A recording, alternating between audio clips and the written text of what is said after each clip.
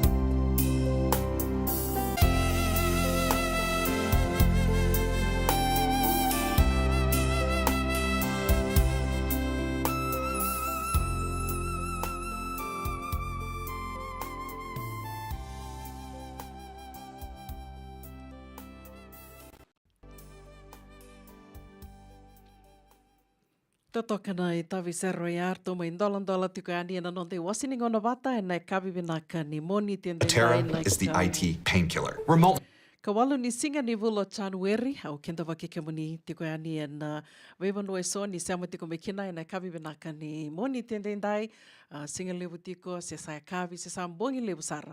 En wanu ndui anda tiko kina, ia da waka vinaka ni soli tiko na I dhengo ni mbula, ka rao ni ndamai vei se mati tali tiko kina, e na duana non te wasini ngona Vata e nei kawi vinaka ni moni tendai dai. Ka rua tiko ni madhawa ni ambaki vouongo, rono ndolu rua sanga vulu kawai. Wakadhawa, sa wakadhawa tiko na I tostoso no I taka ni ndatou mbula vinaka tiko, no I taka talaga ni toso vinaka tiko na kiana ngarawi tiko na vi kaiso, e toa navu tiko me kina, toa sa tuwana tiko mai, na ngona mai dhawa kina na ambaki sa oti, mai teke vo tali tiko in dua tale na ambaki vo.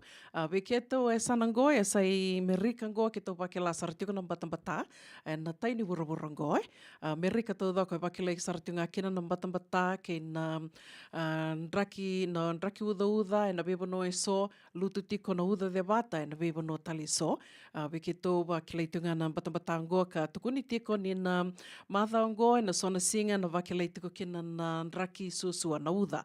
Tau tiko na uda, ia ke tau ndo waka vinaka taka waka levu ni ndau tau na uda, ia sanango, baleta ni levu na ngonde ndo mamatha, ndo mamatha tu, ia dina ni nda wake la tiko na ndraki mbatambata, ndo talangana kau waka samataka tiko, ni ndau rawa ni nda nguele dhava, o ia me nda ngunuai, ngunuai waka levu, ni nda mbatambata tiko vango, e na ndrenre talitu ngā kina bunga be kianda, me nda ndau ngunuai, me nda na ngunuai tiko, e na kia na levu ni wai vera rau ke na ngonda, sera ndo ka na vuni wai, nda ndo me walu tiko na mbilo wai, me nda ngunuva, e na veisinga, ia ndo tale na itukutuku e au waka muri tiko mai ni tukuni a walu na mbilo ai, kena mbalimbali a esenga ni kina ki me wine rock, rau ni ko na walu tiko na mbilo ai, rau ni na wili tali tinga kina na ti, sombeka na waini moli, o na ndongunu watu, ia kenda toto sa ki lawi naka tiko na waini moli, se na wai me tiko kina na suka, ndo ngana ka kamida, esenga soti ni vinaka vi kenda to,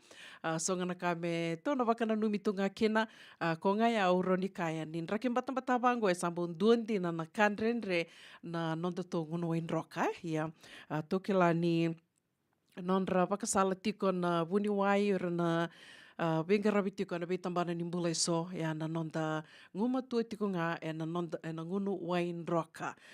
Ndo na kau ndo wakasama takatali tiko ngā ni me buke anda, me rao ni nda na ngunu wain roka tiko kina, da makutu na ngunu wai, o ia na kena ndo woli tu e sona tawaya, me korea ni vango tawana tukina na me muai, mo rea ni vango e wakawurei veiko. Ni korea dayani, kila ena malele nai lo mo ngunu wana waia, baleta ni sona ngona da ke wakai senga soti ni mbiutu e nandona vanua, se tawa e nandona mbilo, se na tawaya me wakawurei tu na kena rai, e na senga soti ni na malele kina na lomanda to me to na, na senga soti ni wakawurei tu ve kenda to, So ngana kaya, yo mandanga, ya andona kai ndo bebu ki tiko wakalibu piau, na tawaya wai, me urei dhani vango sa via ngunu wasaranga. Ya baleta ni o ke la tiko ni nraki mbata, na ndrenre talitunga na nonda tongunu wai, ia, dondonu menda to na sangatiko vangu matua walu na mbilo, ia na kaira tuku na kena ndau, kenda to mandanga, ke wakato lea manda mo ngunu wai, waka wasoma, ngumatua tiko na ngunu wain roka, e na veisinga, ona wakilana kena vinaka ina yangomu, wakilana kena vinaka ina nomumbula, waka bimbini vunga be kenda to, tondo wudhe satu, se wakani boraki tu be kenda to, me to lakani tu leilurai waka vuni wai, me to lakoe ani walimbula. E ando na kairo ni tona dhakava, be kenda to na ndo kila na veisinga, to sa leo tonga na ndo to oso, leo na ndo to vi to seaki, ndo na ka vinaka, ndo na katalanga e na vinaka, me tona waka mātou te ke kenda to kina ia, mataka lele mandanga sanga me ndo to ngunu wai. Me sandu sartungana no mu tawai wai levu me no mu tasi takarau na mataka ni mbera ni onge laku tuiani na loma ni singa gaya kabi gaya me toma ni talitu na wai na ngunuai baleta levu ni nondo tu ve laku aki tu na loma ni singa ko ngaya gaya ndrenre ni sandana via laku velilai na suasua ndrenre mo na vangara na valilai so ngana kaya ero ni to na ve waka na numi tuko ni kina waka nuni vinaka tiko se vinga na vanua ni ni sema tiko mai kena na kavi ni kua, singa levu ni kua, mataka ni kua, mbongi levu ni kua, veke mdo mai Ingilandi, o veke nda vakitali tunga yani. Ia kawa kai sange matai tiko ni ngona ni nomu ni sema mai ke na radio Bula Duavata, o ke rea mo ninge wa sea toka nga yani na noda tō Vata Vatongo. Taui vura ke tiko na noda tō Vata Vata na radio Bula Duavata. Ke re tali tunga, ke wakai tu e so ni tala noa, e na viva no e so, ni tu mai kena, o ni vea tala noa tu mai, veke mdo na venga ravi tiko vir na bumbu, and longa niu levungo e California, o ke la ni sona ngona, and do sotakai sona ka vata ke irna nonda mbuini ngoane, vira nangasi, and venga ravi tiko kina, and sambu ndo lasa ndina sarangai, ia, ke tu ve rongo da talengana i tala noa lasa i tiko ngori, vaka bimbi tiko veke mdo mai Peraluma, sona i tala noa i tiko ngori, gai wa se tiko mai ena nonda tō Vata Vatongo na radio Bula Duavata, mena i lutu atu ni tavia so, venga ravi tukina, na viva no dindui, and the venga ravi tukina. Au vea tōra talangana ngona vinaka ngo, me o waka vina vinaka, and vuku ni vetoko ni, ke na nonda tō Vata Vatongo na radio Bula Duavata, tō samea dhawa tiko ngo, na lewa ni nonda tō matapu wale, ni radio Bula Duavata, i vitu sangavulu na undolu, na nonda tō lewa ni matapu wale. That's a milestone. Ka waka vinaka tiko ani kena ve kiomani ke te sarnando wa se tiko ani na nonda tō Vata, se angani tori waka mamanda, se angani ke tō waka wale taka, na nomonindo ve toko ni tiko mai, nomonindo wa se tiko mai, na nomonindo wa se tiko ani, na nonda Vata Vatongo na radio Bula Duavata, San Francisco. Me Kauti kanda Vata tiko mai. Sa siva tangona tolu, e na tinika dio na miniti, ve kenda waki tali tiko ani, do mbula vinaka tani ala Pauline Wainingolo, vinaka waka levu na sema tiko mai na kavini kua. Wakambula talitunga ani, venau pasipa nene levu. Dombula vinaka wakambula sar talitunga o koe, vertona nona matapu vale, mai nambitu, kerto mai ketira, mai moala. Vinaka na sema tiko mai nau pasipa, mai na Marin County, wakatelanga kina venandua, litia lendua lodo, ke mbumbu Joe, rau tikongo mai Peraluma, wakanuni vinaka tiko ani ve kimun rau, ene kavi vinaka ni moni tendendai, wakatelanga kina ve Tan mala lina, ni mbula vinaka, oni taka ni usada vutan dono na idhamuni. Arto, Seama sartiko mai nambitu, sa dombula vinaka na turanga na marama na ita, mai nambitu toka te levu, wakambula talitunga ni vei sala nanda nai vilawasa. Nimbula vinaka sala, wakanuni vinaka talitunga ni mai Cairns, Australia, nui taka ni totoka tunan raki mai sanangori, totoka talitunga na venga ravi, e nandua tali na madha o ni venga ravi ango, wakambula talitunga wana nonda i toka ni ka sema sartiko mai Mombasa. Kenya, thank you for tuning in. Please share our page. We really appreciate your support on Radio Bula Duavata. Nimbula vinaka, do tali na madha vinaka ni venga ravi na madha ngo, na muni toka ni ngo, una vuni ndakua, nimbula.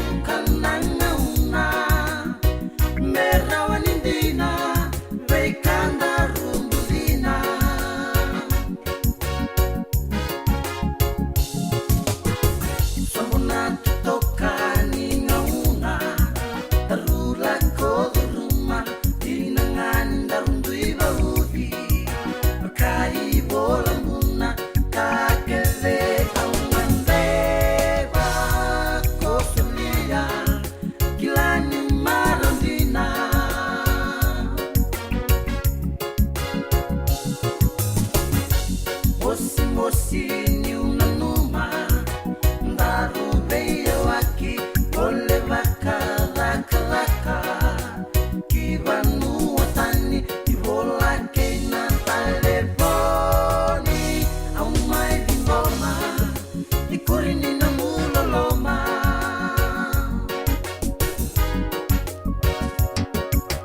Au na maroya na veive kaningo Inodulewa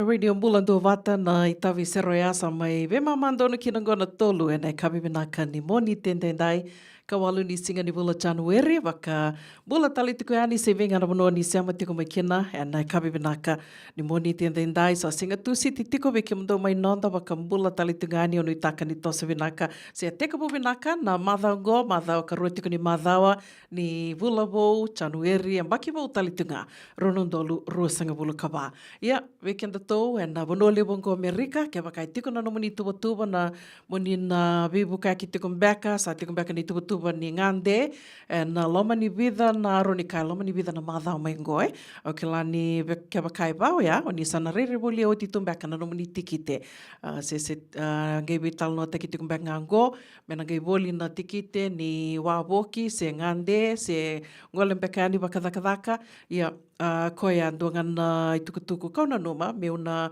we wakana numi tiko mandangani ni kua o ia me ndana reida tiko ke wakai ksavaro buka se tiko nomu ni tuba monina buka hena duana vanua reida rawa na nomu app ena taliboni na binaka mo na download taksara mandangana app se wanga buka dhava o nina buka tiko kina sara tiko kethe na app na binaka me na download taki tiko e ambaleta na lenga e rosota kai tiko ngoa na kambani ni vebuka ki waka bimbi tiko na United Airlines vata ke na Alaska.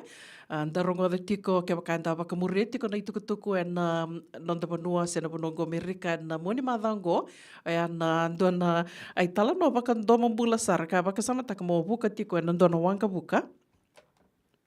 Buka na ndona wanga buka.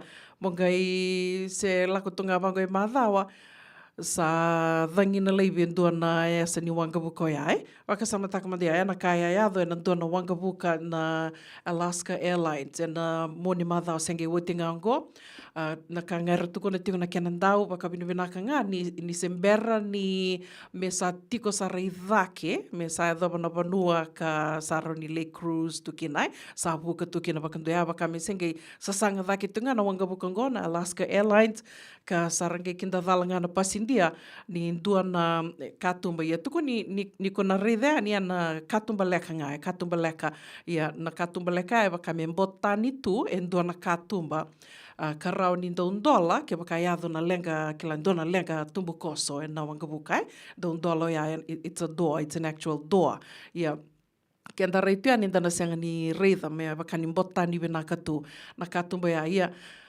kongo ne arange kinda dhalanga na pasindia ni sa puka taki na katumba ngo gai waka samataka mada taka ke waka sandu buka o tina wanga buka da sakila ke tu ni ndalaka tu enda buka tu baya konga enda tigo ngai na nonda waka sama ni anything can happen na roni ndona ka e na iado i enda sana buka tu nga be ke enda nandu be buka yake na buka tu e na roni uka na waka mbauta mbea kai enda sana ndi tigo nga ni sanda masulaka tu na nonda i tostoso e na visinga ka rakilabi na katu o irna kena ndau na o irna ndau reida na wanga buka sember ni buka o irna bulia me na wanga buka e sa na tiko kede kia na nonda nui na nonda nui da sa nui de tiko ni sana tau dhoko ni seng ni ndona lenga e rau ni na iado ni ndana buka ia kongo nea iado na lengo ia na moni madhao sengi wotinga ngo na Alaska Airlines ia gai tuku ni na Boeing 737 na kila Max mbeka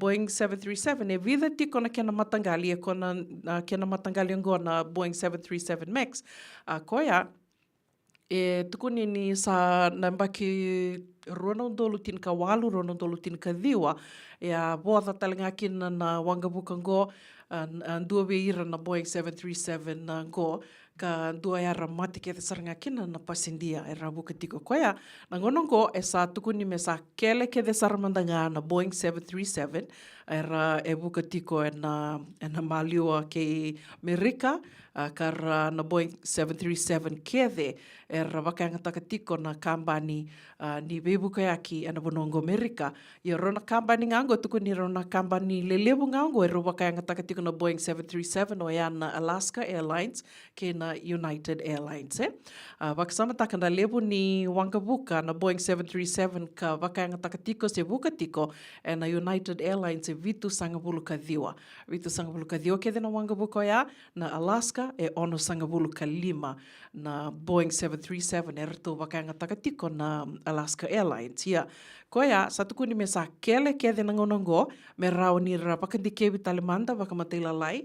Ia, e senga walenga ni 737 ni Alaska Airlines ko na wangabuko yake na United ko e na wakalenga itikongo na nonra na vitose aki. Uira ke na wangabuko ngo, mga waka samataka ni kila connecting flights mai nandua na banua mo sa sanga tiko mai nandua na banua ki nandua tal na banua e bunga na ngauna e kona laki ona lei sombo li buka talindua tal na wangabuka. Maybe tolu mbeka rua se tolu na banua i kona le kele kina mona ngeli ia dhawai na banua sa sanga tiko kina.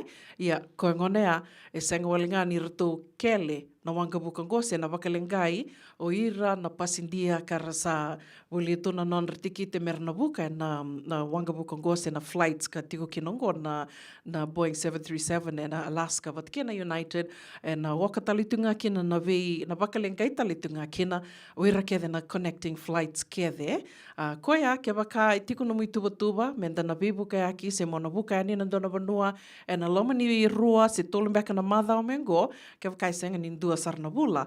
Ena binaka menda na reida tiko na nomu app ni mbera ni onge lako ani na rara ni wangabuka mo na late check-in dona ka binaka ya menda na numa tiko weekenda tau na vibuka aki onge waka samataka na madha sa oti a wana numa meu madha sa oti wana numa meu tal no takeani na wangabuka ka wada mai senga ni wada kena ki ni rodhonga e rua na wangabuka mai na rarani wangabuka mai Japani rarani wangabuka le mai Japani ke lawi ki mni talingana sando wakamuri tu na itukutuku e na vea se wura ni sana ririro ngoda talingao ni saraba talimbek nga goendua na wangabuka waka usa pasindia ke nando na wangabuka non rito wangabuka na Coast Guards mai Japani e dhonga tukuni ni senga beka ni matata na vitartara viro na wangabuka e ruango ke rito mai na tawa ia. E wati koe angai na kai e tali vi au ni waka muri e tiko na e tukutuku ni non rodhonga na wangabuka e ruango ni orto ke ni ira ke tuku ni tolu nan rau bakadada na pasindia ka rabondo tiko e na pasindia na wangabuka ko usa pasindia yani senga sarangani dua vira e lenga e maboa se mate e na dhonga o ya baleta ni tuku ni na nonra totolo na nonra e papalo ira na flight attendants ira na vingaravi e na loma ni wangabuka ya ni kelinga vango ni dhonga na wangabuka ni rasombo kede senga sarangani dua vira e maboa se mate e na dhonga o ya ando na ka dori tukutuku ni kabi wakurumbu itaki baleta na dhonga ke bakai ko sarava na dhonga o ya it's a miracle ni senga ni dua lenga se dua e maboa dina nga ni rito na lenga nga iado waka dirlo loma ni rito mate kede rito leo e lima ka rito tiko e na bondo tiko e na wangabuka na non rito wangabuka na Coast Guards ka rito a dhonga ia aunque waka samataka na bingo na kede undo bondo wangabuka kina do lako mai nungu waka sama vatha ke baka iado ndona lenga balete ni do tuku ni me bango na ngonera lako mai kina na waka madala ni do sengi bondo ni na wangabuka do lako mai ne waka madala mo kakua ni o kouta ndona no yaya no personal belongings ke baka sa iado ndona lenga do vidi dek no waka sama vatha mando ki munie na dava mbeka e rau ni una kila me una kouta watakia o that's precious ko itiko no nongu kato me una kota watakia o ke maka maniado e ndona lenga wakadala kai do wati ana nongu wakasama na vingo na kede o wondo wangabuka kina ia wakasama taka ni sa iado na dhonga o ya mai Japani tuku ni yanga na karada ka ira sa tu dake nga sarlako na tol nan rawa wakadada senga ni ndona lenga which means ke maka maniado ndona lenga forget about your personal belongings santo ko mandanga ni ndana numa na yau ke wura se vadava to sanga mandanga no do tumbula ia so ngana ka menda na ve waka na numi tu kina o waka nui ni rau ni ndana na numa tiko ni sana yado ke mani ndona ngona nda tu ndona vanua mani yado ndona lenga na bimbi ni nonda do waka muria ne waka roi suli mai Radio Bula Duavata San Francisco me Kauti Keda Vata mai.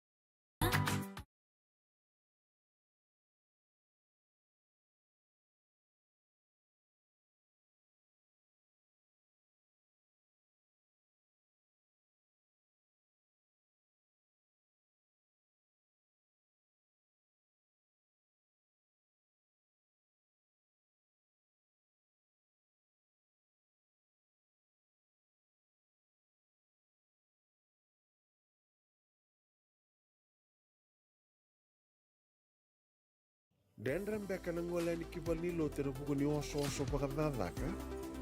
Sendrak-ndrakita beka na itos-tos nimbula. Kuwa nilenga sinu ingaw-gawa. Nana maki mai kina programu warotaki. Mai vera tau na New Methodist Christian Fellowship USA. Nongu chisu, nongu banua. Rode na bima manione na kabini buku lulu bei Kemando e California. Bima manindu na singilewu ni lotu lewu bei Kemando e Viti. And a radio Bula Duavata San Francisco. Me Kauti Keda Vata mai. Do yan rubina ka naman raman na ita. Do samba di ba kusa-kusa iwe. Yan ra na ita. Kita sili katalaw mande na Orange Lounge. Maleka. Gurasan ba di kata-kata pinakasarto nga toboy, simpambakaw. Ngay way dala tu kinambata. Koe serengan kori. Sonong ngona santa pinakat serengan na kenta kakana. Di na to zoko. Kaya kito sa nang berata ni baga singilebu, kito sa nang gali baga kabi ngaya ni kina. Na Orange Lounge. Katalaw buka singalebu siya buka kabi. E baraw tayo ito buka manggo sanggay totokan na buno ni kana. May namenta to ito ni ti. Kanay buka singalebu siya buka kabi. May baka na buka sakera. Na sui. Ika tabuteke. Roro buka lolo. Kaya na vida tale. Giraraw mo kila na menu ni singoya. Na Orange Lounge. Tolo-tolong dua Orange Street, Santa Rosa. And dua tala na tamang nivingarabi ni Divine Group of Companies. Dola man na walang kaloka na mataka, kina walang kaloka anambongi moniti kina singatambo na Orange Lounge. Tolo-tolong dua Orange Street, Santa Rosa. Ang kalawa kay Mrs. Titilia Naitini. Darungo di kinanabi ulutanga bimbi. Kanda unrende na kanabi talonota ki se usay na matanalebu. Ulutanga ni tosa kiliw. May ibayong giti kan daw velabeti. Romodan ni 7 na 10 miniti biti na may Singatu City, 7 na 5 na 10 miniti na may Singamoniti Emerke. Nadamoy kalawa kay Mrs. Titilia Naitini. Romodan dundunga, may Kauti Keda Batamay. At radio Bula Duavata sa may botongo e tini ka vitu na miniti me vana ka loko.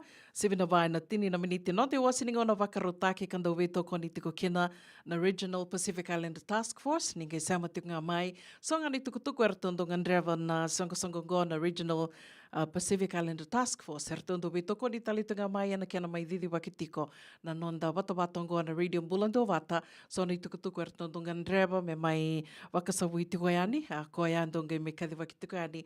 Na non rito iwasiningo na ninguém sama tuk nga mai kina. 7:05 na tini na miniti da na ronga da talito kina ndo na non te wasiningo na ni toso ni wasotiao ni dawe kalawa. Ke rondo be tal no tiko kina ke Mrs. Titilia Naitini. Ya na vea kabi ni moniti. Ka usuriti kamni ni sama tika mai ni kua. Endu wakalilai and then ronga da talitiko endo na katukatoni ni nero be tal no na vida na madha o sauti. Ena mbaki sauti. Na wakatangita kita leani na kabi ni kua. Ke rona ngai me veto mani talitiko na ngai ngole tiko mai o Mrs. Naitini na madha o katumai. Iani 7:05 na tini na miniti.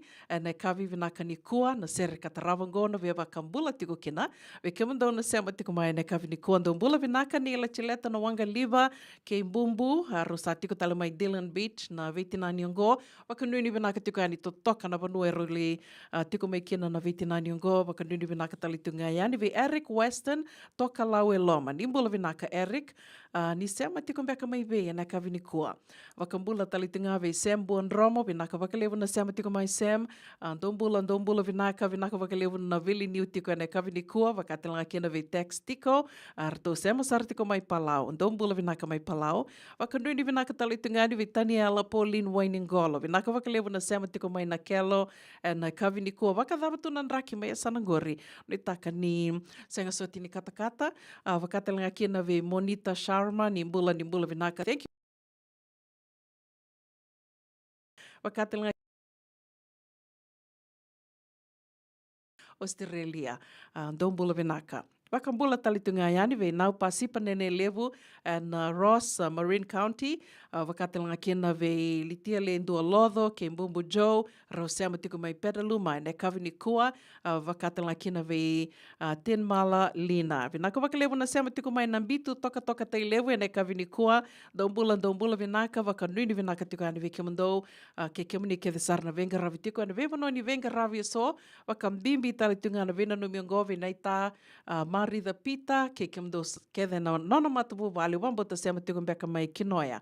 E na kawini koa, wakambula talitunga vi ke mdo na matapu wali, na 5 TV Road mai kinoia. Wakanduni vinaka tiko yani, vi ke mdo ni sa watongo itini ka vana miniti, me vana kaloko.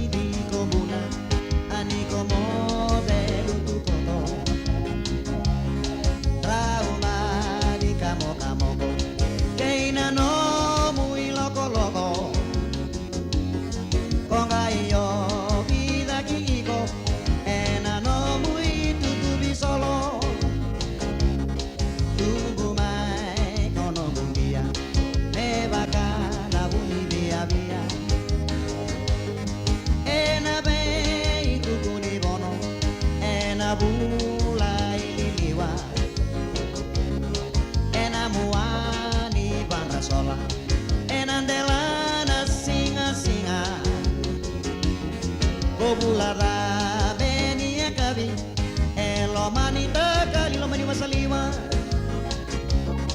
darunda usota esala, darubeira ini mata,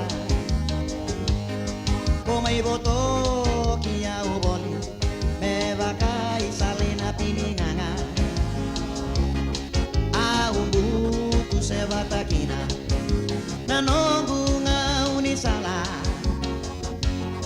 Me vaca y salina o se masi, esenga y le sube y nasi viñara.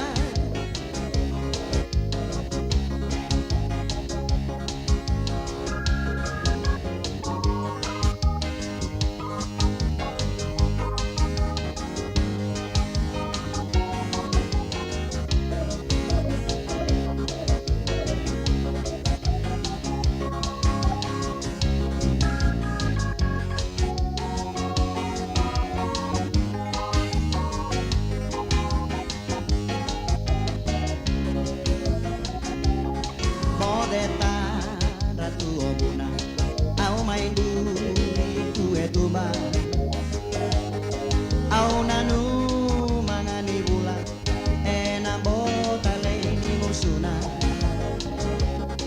Au gaini ba meu renguda, nambaluna rua rua. Tirin ronro ba sombu mai, na wai wai nin rauni uluna.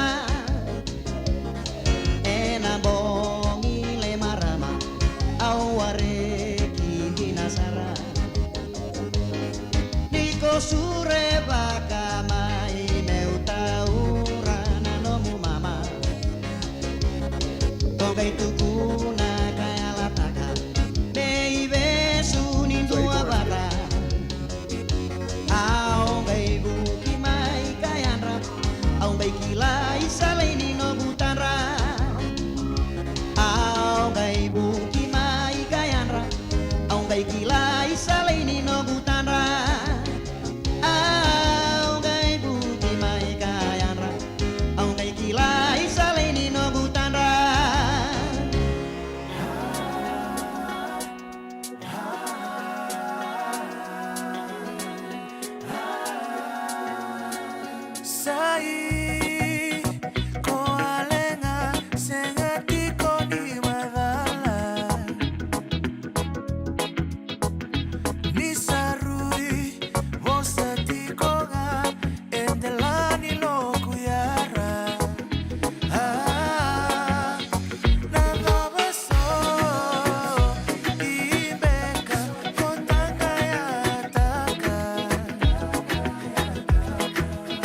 Nalenga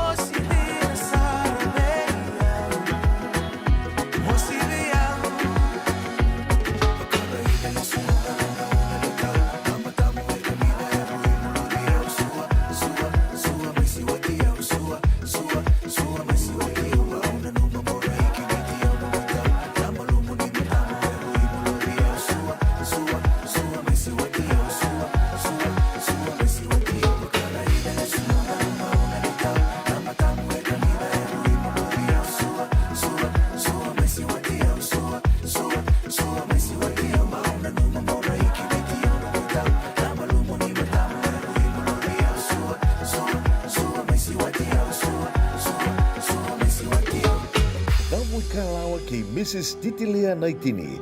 Don't buy another lottery ticket before you see this. You want to know how repeat lottery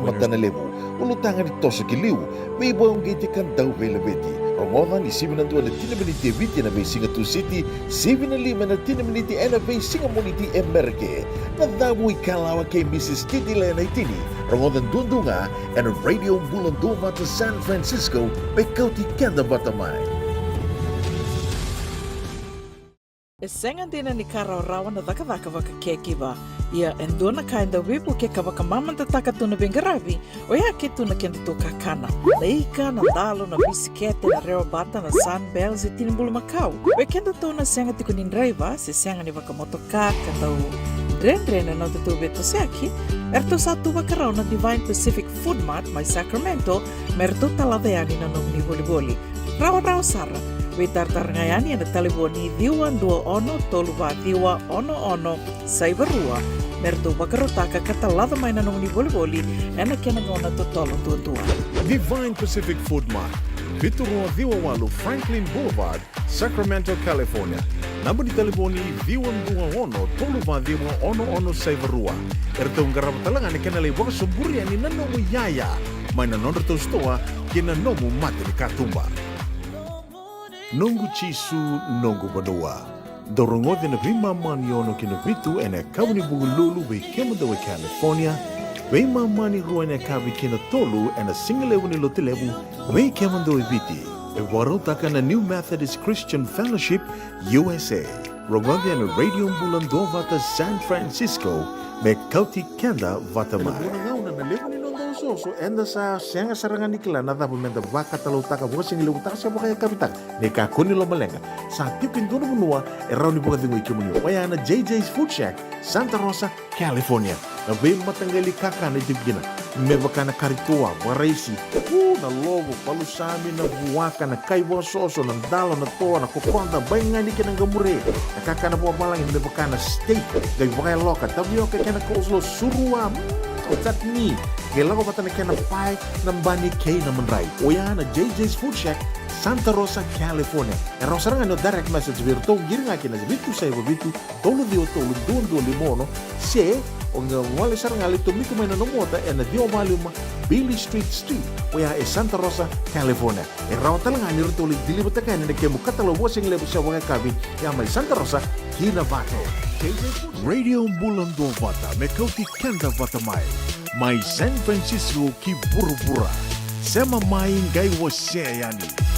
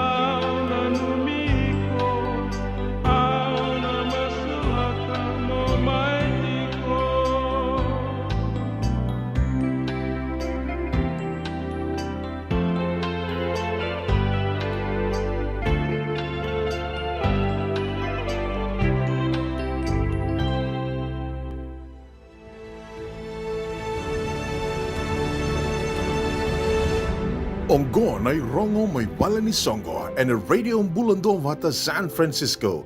Me Kauti Keda Vata mai.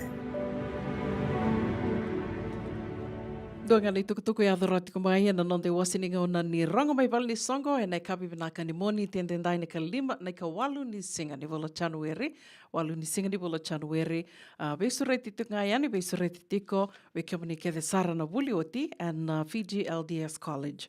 Fiji LDS College e California. We come ni na bulioti mai na Fiji LDS College mai Tamavua, ka ni waka i tiko e California.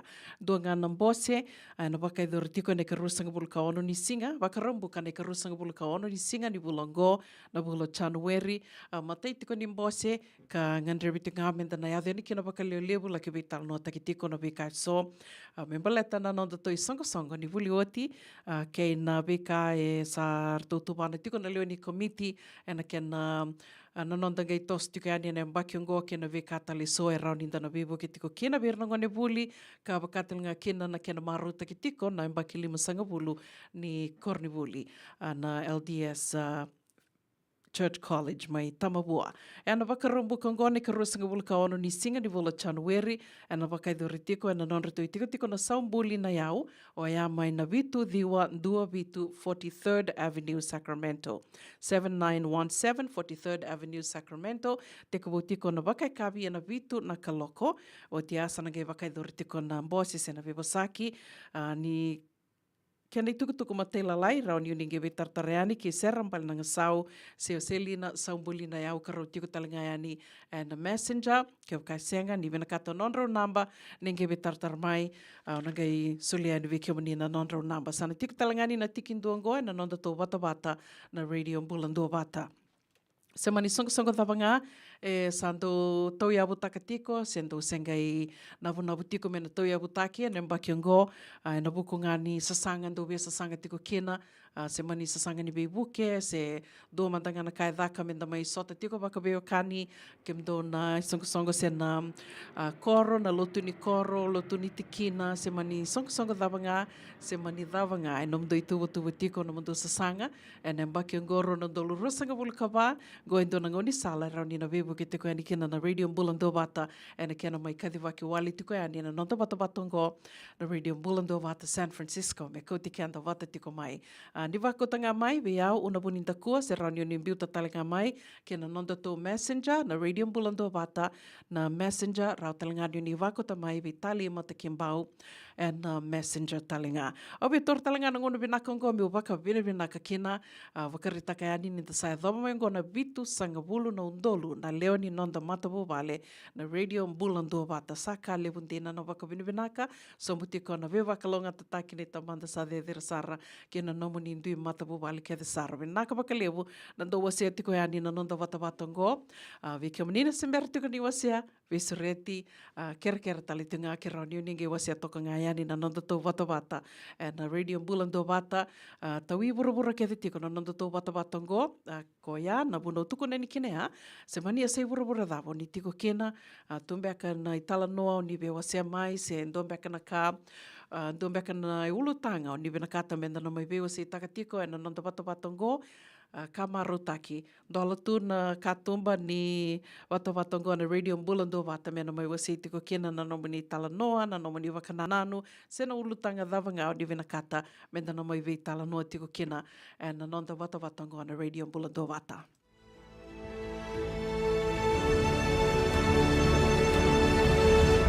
Ongo na rongo may bala ni Songo and a Radio Bula Duavata San Francisco. Me Kauti Kenda Vata mai. Sampai sibitongo na vai na 5 miniti e nandun na ngauna leka ngaungo dan na rongo da tiko kina na nonda i wasini ngauna ni kartoveto koni tiko kina na Regional Pacific Islander Task Force. O ia na sivina vai na tini na miniti. Sema tiko ngā mai e na ngono mandanga ngo, ano be wakambula tuka ni kina veke mni kia de sara na sema rao tiko mai. E na kavini kua ni mbula vinaka wakalevu na sema tiko mai. Vinaka wakalevu na do veto koni tiko mai kina nonda i wasini ngauna vata na vea kavi wakambula tuka yani ve emosi na sivi.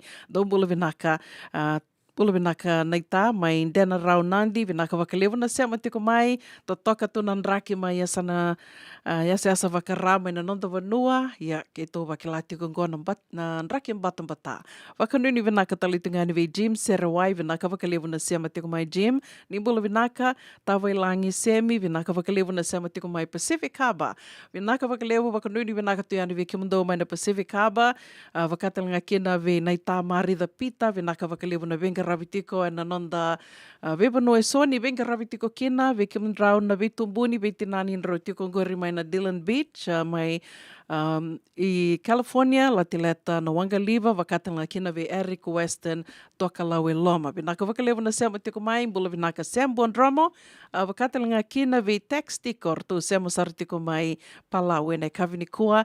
Wakambula talitungani ve kemani na waka o loritiko, sa sanga tiko bekani na li tiko vuni dhaka, se o nisanga isuka, ni bula vinaka.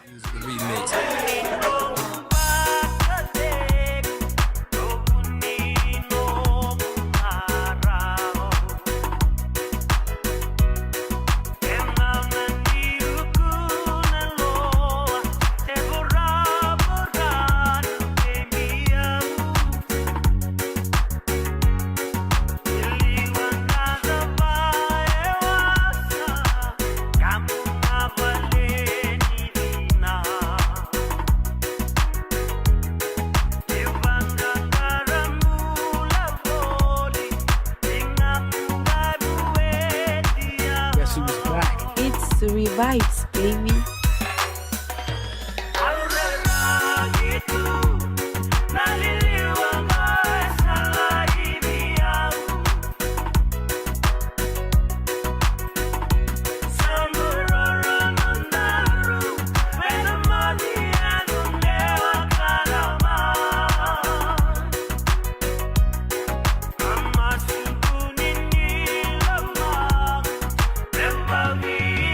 Senica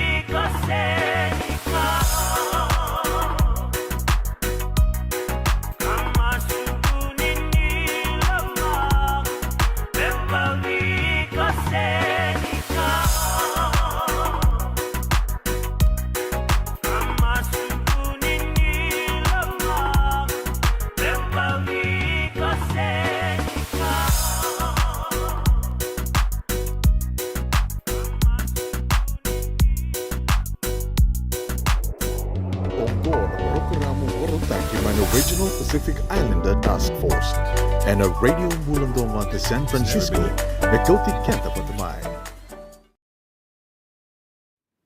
Sa mai rongo te talingona non de wasininga ona me waka e wakarotaka tiko ka vito koni tiko mai kina na Regional Pacific Islander Task Force do me wasi tiko ngani kina i sona i tukutuku ka rato ngandreva me na mai wakandeo taki tiko yani rato ngandreva me na wakana numi tiko kina na Regional Pacific Islander Task Force into ani songo ka ndau tutaka tiko na vika ke te sara membale te kenda na ngole mai na wasa Pasifika kanda sa mai waka i tiko e na vanua liwongo Amerika ve mata ni tu ke sara mai na wasa Pasifika erto tutaka tikongon na Regional Pacific Islander Task Force.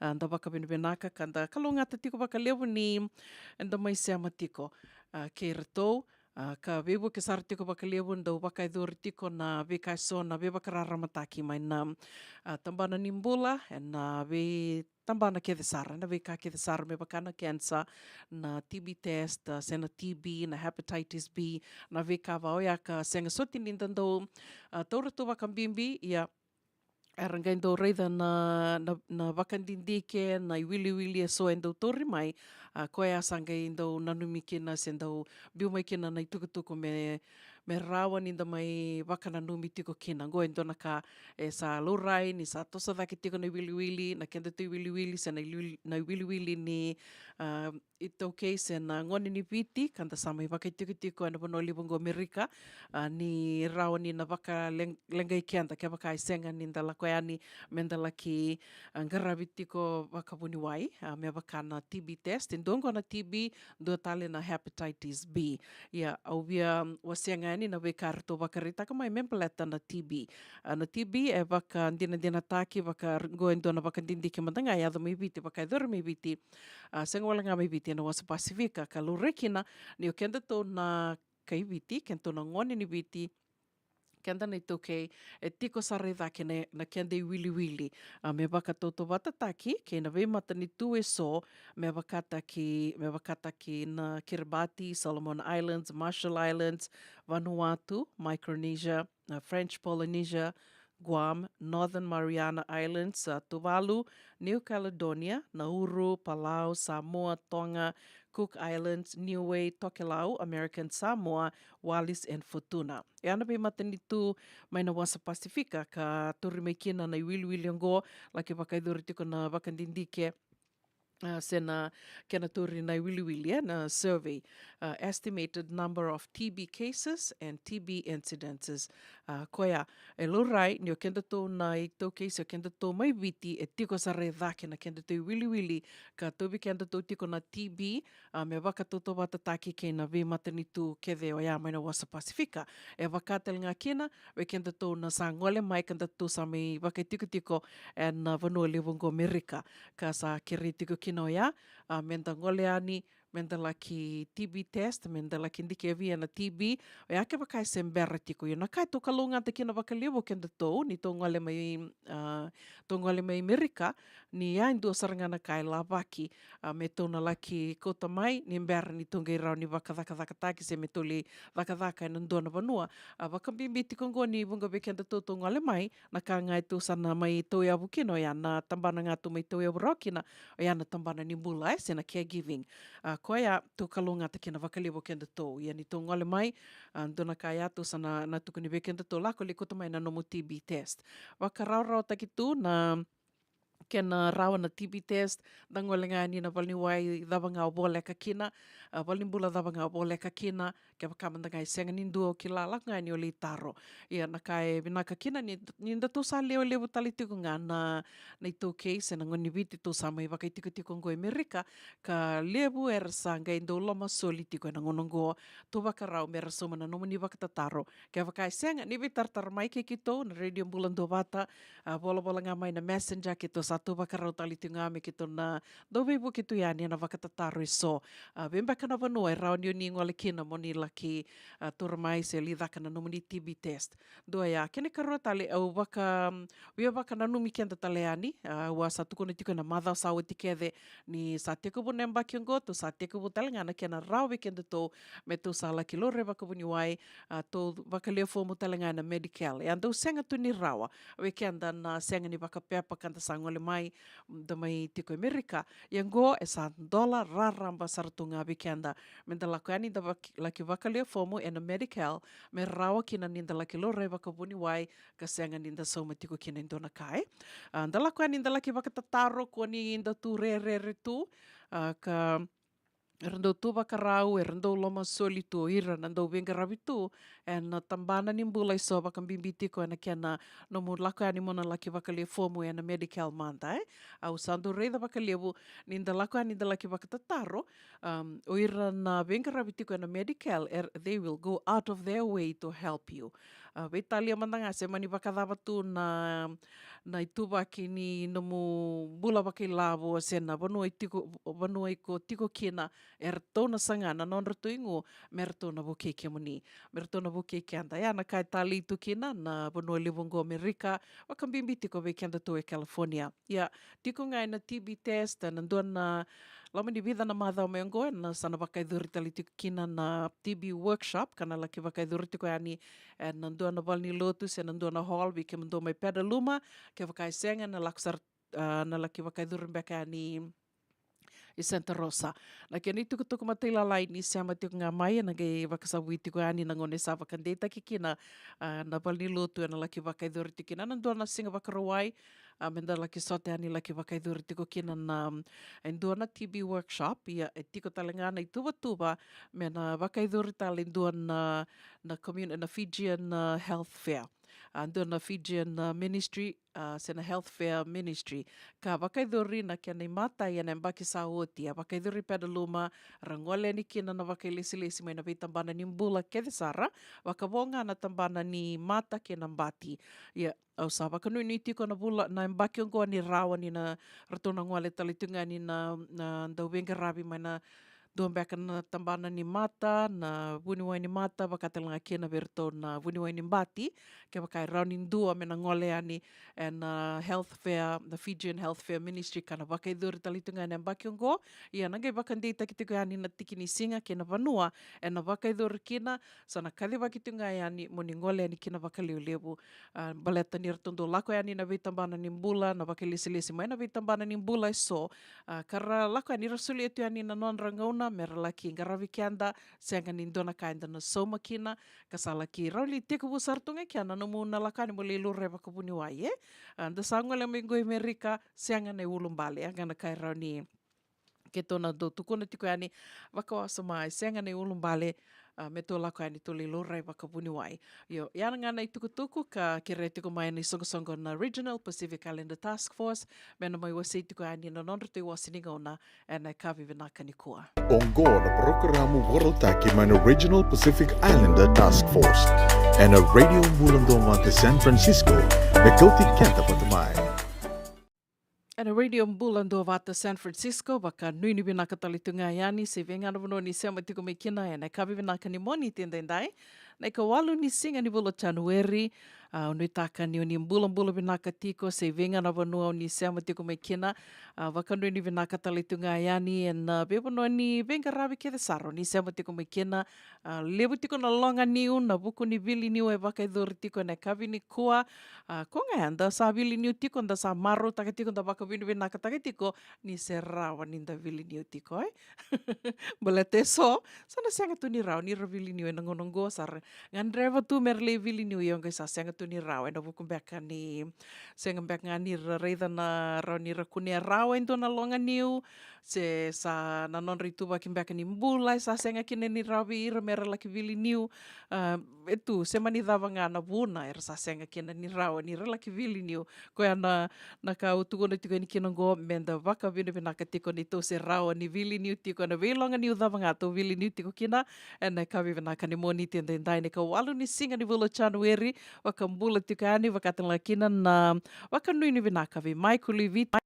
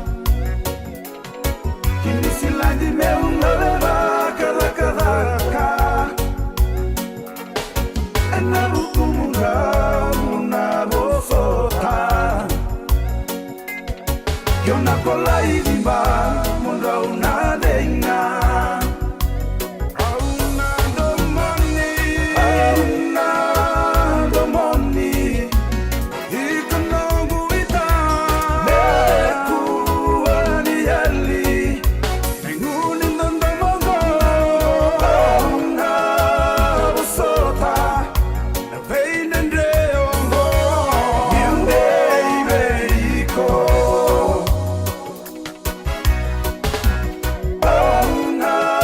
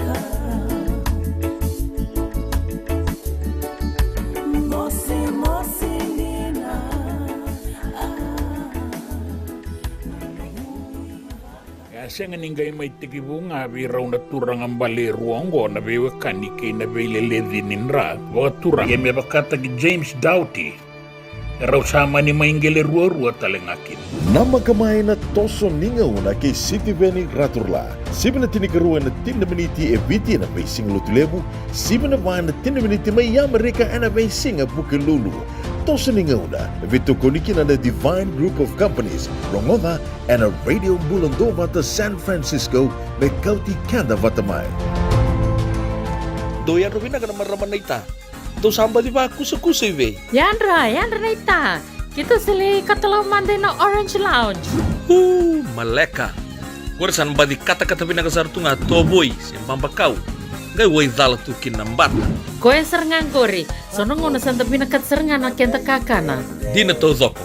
Kaya kita sana berata ini baga singelebu, kita sana gali baga kabi ngaya ni kena. Na Orange Lounge, katalaw baga singelebu siya baga kabi, e baraw tayo ito baga manggo sanggay totoka na buno ni kana. May namenda to with the kanay baga singelebu siya baga kabi, may baka na baga sakera, na sui, ikatabu teke, roro baga lolo, kay na vida tale. Giraraw mo kila na menu ni singoya, na Orange Lounge, tolo-tolong dua, Orange Street, Santa Rosa. And dua tala na tamang nivingarabi ni Divine Group of Companies. Dola man na wala kaloka na mataka, kina wala kaloka anambongi moniti kina singatambo na Orange Lounge. Tolo-tolo dua, Orange Street, Santa Rosa. Dendran beka nang wala ni kibalilo tero buko ni oso-oso pakadadaka. Sendra-kendra kita beka na itos-tos nimbula, kuwa nilenga sinui gawa-gawa. Nana magi-mai kina programo warotaki. Mai vera tau na New Methodist Christian Fellowship USA. Nongu chisu, nongu banoa. Rungode na vima manione na kabini bugu lulu bei Kemando e California. Vima mani dua na singilebu ni lotu lebu bei Kemando e viti. And a Radio Bula Duavata San Francisco. Me Kauti, Keda, Vata mai. JJ's Food Shack. E tigo kedi kina na kakana boga biti me bakana kokonda lobo benga ni ngai kani do itu na bundi nan dalo se tabioka na kakana boga malangi me bakana steak baka loka kena coleslaw na karito asa wadha badina na kani kana kay tigo talanga na nono to specials and the lomo ni madawa do tamba na Facebook na doi ni tiwa ya na bani mandrai pai kay na bungatale go na JJ's Food Shack View Valley mo Billie Jean Street, Santa Rosa, California. Karo talagang rito dili mo yang may Santa Rosa, may yato sarani kina Vato. Girit-rito sana kina Vitu Saiba Vitu, Tolo Vio Tolo, Dundu Limono, JJ's Food Shack, Santa Rosa, California. Radio Bula Duavata, may Kauti, Keda, Vata may San Francisco ki Burubura. Sema mai ngay wase.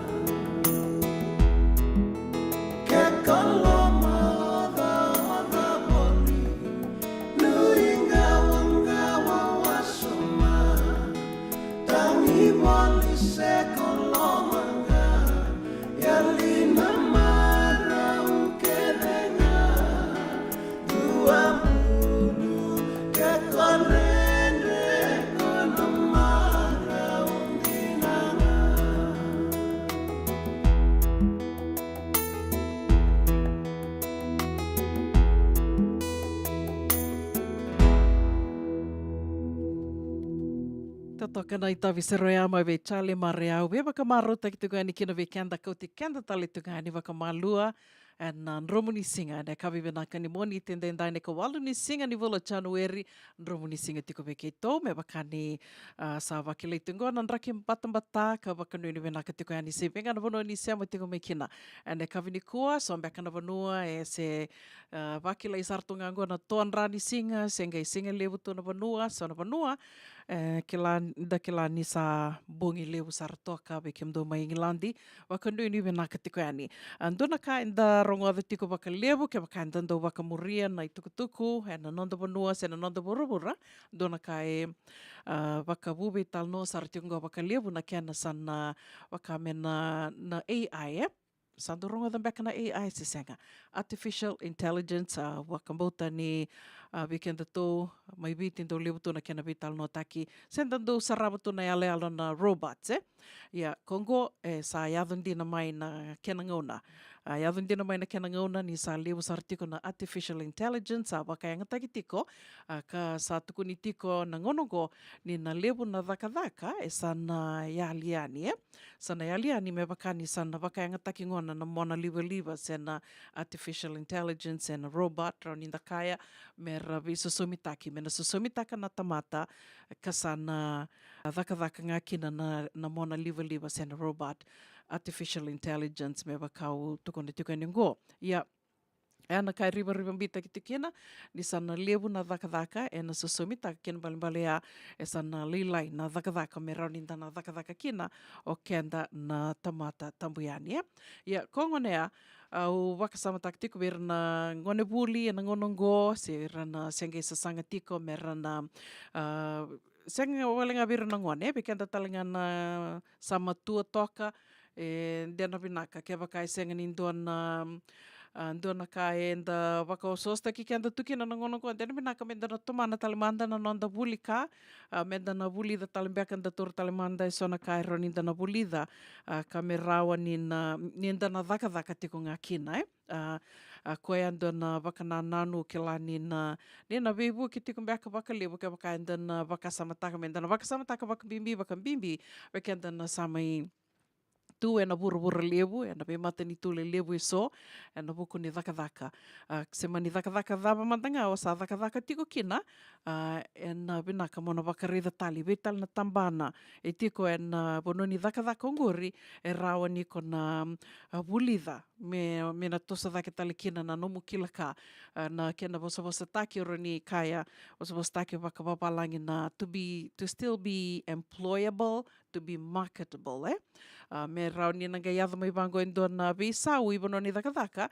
tu sana ke latiko na bosa ni dhaka oi o Kongo na dhaka enga rawa tiko enga rawa tiko nga endo na me na dhaka tiko endo na tamata endo na me ena senga ni rau ni na sosomita ki koe endo na misini endo na mona liva se na Artificial Intelligence so na kabaya rau ni na wakawura wakasama tukina koea ondo tuko na tiko ani na Kamanda na Vata na Radio Bula Duavata sa oti na ngona ka tukila se na Rachel me wakai tua kila mai tu tumbu dake me kina na Rachel anda ndambi te nga vango bosa tiko senga ni nda sarava tiko na koe bosa tiko yani se kadikadi waki tiko yani ngona kena sa tos tiko na ngona with Artificial Intelligence rao ni mai waki nango na nonda tu Vata ngo se na kambu rakim back roniu kai do sari sartoka migori do sari saravio toka mai na nongo me kadikadi waki tiko ningo waka me rosa sema Vata na Rachel Vata ke na Rachel yalo se na television me waka ndando kilatu ngo ni sama indambi tiko ngo watu ngo na nongo waka sama ko au na seanga ni oda na ndo waka vini venaka tiko ni kina vike muni ena no muni ndo sema mai no muni ndo wase tiko yani na nonda Vata ngo maleta ni sabe so tiko na ngona sana senga so tini lewu era varongo avatunga na Rachel na ngonongo sana vango internet radio sena website radio sena podcast na kena sabe so mai na na kakamburaki me wakainda ki la mai, visau tiko me visau wata kena ngauna kena sa rawa ni wakainga taki na mona liwa sena artificial intelligence. Kongo tu sa mendambe to Kongo, o ia we watungo na nungu wakasa me na visinga. Dina niu mendambe au kadikadi waki tiko yani na sere ke na tukutuku ni vei voli ke na vei ulutanga iso rau ni undo mai wasia tu yani ko na numa ni na do vei ke tu so na kai rau ni da vei wakarara mata ki tu yani kina so na kai rau ni na vei ke tu so na kai rau ni na waka vei waka ungeti tumbeka na ulutanga vaya ia. E na visinga keve, e watingo na nungu waka sama na dhawa tali mbeka e rauni una dhakava, me waka vinaka takikina na nonda tu Vata na radio Bula Duavata. Me rauni na waka tu reda ki takikina na nonda tu vese matitiko. Baleta me rauni na sala wata tiko kena ngauna, kena tosani ngauna, kena artificial intelligence me waka tu vital no takatiko ngo E donu me na watiko ya, se mani venga na vono, ni venga ravi tiko kina, kai manda ni venga ravi tiko mbeka na bono ni venga rabi ver na ngase ni tambangase do tiko mbeka na bumbu se na tutu ni ngarava tiko au wakambauta ni ke wakao ni na reida ke wakao ni na do wakamuria tiko na itukutuku e na visinga na veka e tosa tu na nonda vura o ni na rawa ni na wakasamataka indona ka se rua. E na nomu ni venga ravi tiko ngori vera ni tambangase se na vanua da bangao ni venga ravi tiko kena not necessarily na caregiving e na vitambana taleso ke wakao ni na raiwa politiki muni o ni na rau ni na tura rau na indona ka se rua that you can do me wakatore da takikina na nomu ni venga ravi me salavata tiko kena toso ni ngauna me rau ni ke maniada ndona ngauna tona reda mbeka na bosi ni vakavako Dontonu mena sana vakalili takingo ngo ndona ngoni sala roni tona maruru i lavo kina se na vakalivu takidaki kina na nonda tu i lavo se na production me leilai na tamata vakavaka nir tona redi kemnia nir tona ka Kongo senga dontonu mena tiko nga ko tongan revi ko ngan tiko na nona venga ravi senga ni rani na sosomi taki ko na misini se na mona liva se na artificial intelligence so kana ka dontonu me tona vakanana nutu kina na tos ni ngauna nda sa tosa tu kina ngo senga ni ngauna menda ndambi tiko nda daka tiko nda waka wele tiko moade tiko na waka samai wa tiko ya no itaka ni na yanra tiko na nonda to waka samai na mbaki vo ngo rona ndo rua sanga vulukava it's not 2023 it's 2024 kavakakina na kena sa toso tiko na ngauna. Sa votongo e tini kando na miniti me lima na kaloko, sive na lima e na tini na miniti dan na rongoda tiko kina indona ni robe talanoa ke Mrs. Titalia na tini e na ngauna ni dhawi kalawa go indona katkatoni ke roa sabi talanoa tikina na vida na mada sauti se vula sauti ko ana toka rua te kitali tiko ana kavini kua au sure tike mani ni sema tiko ngamai kina. Sera kataravangona ve wakambula tiko ana ve mereani keve ve naka wakalevu na sema tiko mai na kavini kua wakambula tiko ve ngone leo yambaki tini kava miliame. Nimbula vinaka miliame teru vinaka wakalevu na sema tiko mai na Bryce Street Bakango. Bryce Street me Rewanga. Au nitaka ni maro taka tiko miliame na sereki ni vuli. Vambote nange tiko na vuli na vula Januari na vula Februari. Matai mbaka ni mada ni vula Februari. Kavaka ndonu na nungu nanuma.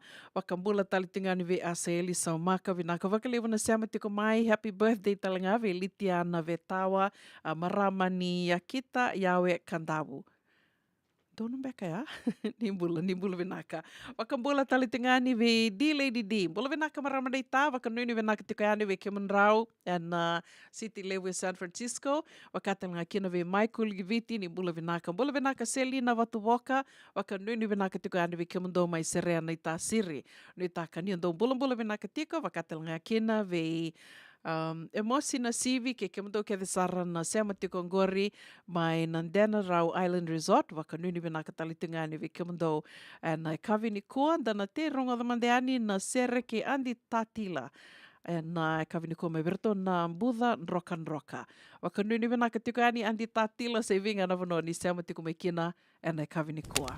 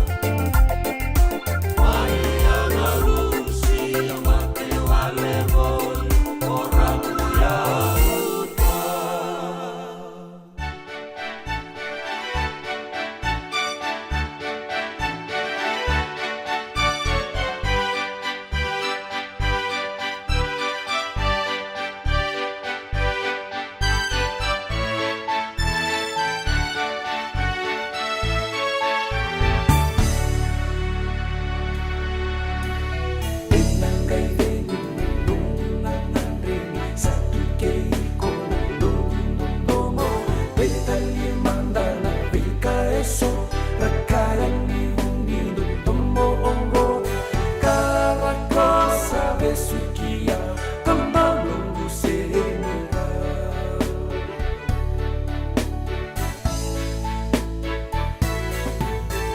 Enanggai vengi menolak satu keikona dosa domo betalia mandana beka eso dakaya ni domo ongo karakosa besukia kembali senika. Orokian nangami wakara wewe ni musu olinga baya.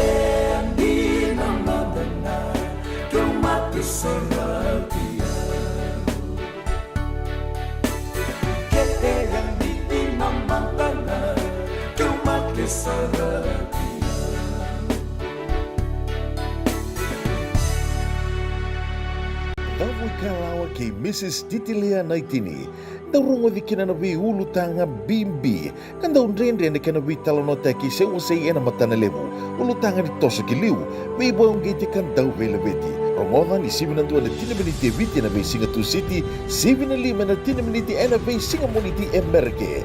That we Kalawa came Mrs. Titilia Naitini, Romovan Dundunga, and a radio Bula Duavata San Francisco, by Kauti, Keda, Vata. So enda sa sianga sarangan nikila na dapat menda baka talutaka bosing lutak sa baka kapitak ne ka kuni lo malenga sa tipin dono munua eraw ni buka dingo ikimunyo waya na JJ's Food Shack Santa Rosa California na veil matanggali kaka na tipgina mebaka na karitua waraisi na lobo palusami na buwaka na kaiwa soso ng dalo na toa na kukonda bainga ni kinang gamure na kaka na buwa malang mebaka na steak gay baka loka tabio ka kena kozlo surua at ni kailangan ko na kaya ng pie ng bani kay na manray. O yan na JJ's Food Shack, Santa Rosa, California. E rosarang ano direct message virto, giring akin na vitu sa iba vitu, tolo dio tolo doon limono, se, o nga wali sarang alito miko may nanomota, e na dio maluma, Billy Street, o yan e Santa Rosa, California. E raw talang ani rito ulit dilibatakan na kaya mo katalawosing lebo sa mga kabi, yan may Santa Rosa, Kinavato. JJ's Food Shack, Santa Rosa, California. Endona mate kuniti wale wabekenda mana wasa Pasifika na hepatitis B. Kunei ni dua mana bayatini corona leni bunua mana wasa Pasifika America ni tobi reti kuna mate na hepatitis B. Ongo liba kena na kenara ni betobi sena tobi kuna mate ni navenada se liver cancer. And then remendo kila ke sa tebi kontiko. Me bakani sa musoti ni kene bakata kila se symptoms bakabo ke sa mbimbi na mate.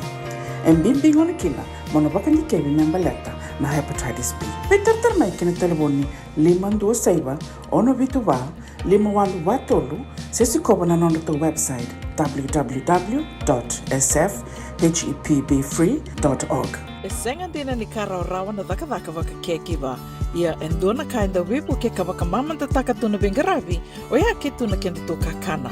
Na ika, na dalo, na bisikete, na reo bata, na sunbells e tinimbulu makau. We kenda tuna senga tiko nindraiva se senga ni waka motoka kanda u Drena na tutu beto seki, erto satu wakarao na Divine Pacific Food Mart, my Sacramento, merto taladeani na nung ni boli-boli.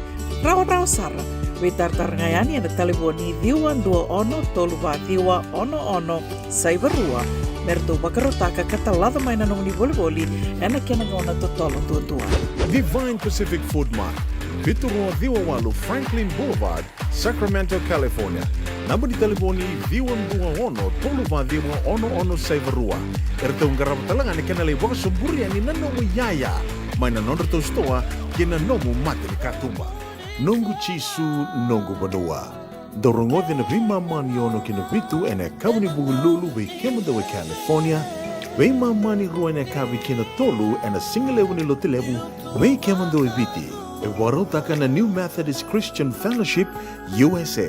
Rongode na Radio Bula Duavata San Francisco, me Kauti Keda Vata mai. Ana Radio Bula Duavata San Francisco sama e sibitang kona 5 na miniti ana dona ngona leka ngonda sana sema sarati ko kena nonde wasini ngona vaka madawa na dawe kalawa ke rondo mai vital no tiko kena ke Mrs. Titilia Nitini ka vito ko ni tiko kena na JJ's Food Shack mai Santa Rosa. Ia ni kua me vaka vakarita ka tiko nia and na rongo da tiko ngai tale na dona ni ro vital no ke roa vital no tiko kena and vida no mada o sauti. Ken mai toka rua te ki tali tunga me nanda leo tika ni porokaramu e nei kawi ni kua e na madha ka tu mai sana ngai me toma ni tali tuka ni kena e na ngai ngole tali meke na Mrs. Titilia Naitini wakarua tale e nei kawi ni kua anda na ronga dha indua tale indua ngana katukatoni ni nei rau we tala noa e na vida na madha o sauti e na ngona pia wakambula tika ni kena ve niko salandua ve naka wakalewu na seama tiko mai e nei kawi ni kua se ve ngana vonoa ni seama tiko mai kena nimbula ve naka wakambula tali tungani ve kemundo ke de sara na marama na turanga do venga ravi te kongori mai waga New South Wales na buku ni venga ravi bula venaka turanga yanu la vetimbali subando bula venaka wakambula tali tungani ve aseli so maka venaka na sema tiko mai ne kavi ni kua ve wakambula tiko wakanuni venaka tali tungani ni singa ni sudu wa indua na marama e wakarita kati mengo koya ni saya lewa ngasi saratoka bula venaka happy birthday litiana vetawa wakanuni venaka tungani ve kemuni mai na vuvale rokara. Wakambula tali tunga ve tuvili ve ramburau. Nimbula venaka na ita, wakanuni venaka tukani ve kemundo, wakatelinga kina ve mereani keve, wakanuni venaka tali tunga. Happy birthday ve Milia Meteru, ni wasutiao. Milia Meteru, happy birthday. Mai na Bry Street, mai Rewanga. E dho watiku mai ni kua ne ka tini ka vani ang baki ni nona mbula. Kono ve wakambula talitinga, waka nui ni venaka tiko ve kemuni ke de sarana. E dho wataliku mai ni kua, en dua tali na nomuni ang baki ni mbula. Waka nui ni venaka ni na vunga tiko na nomuni ve siga venaka mai muri. Happy birthday. Mbula venaka D Lady D, marama na ita, waka nui ni venaka tiko ane ve kemundo and the city live with San Francisco. Waka nui ni venaka tiko na vuku ni Vengaravi. Waka idura tiko ane kavi ni kua, waka atalanga kina ve Michael Luiviti. Kila nakanga uro ni tuku na nia. Ngole talangan do talangana vono ni ve dhavumbati mele waka venaka te kina na bati muni. Waka nui ni venaka tiko ane. Bula venaka Selina Vatovoka.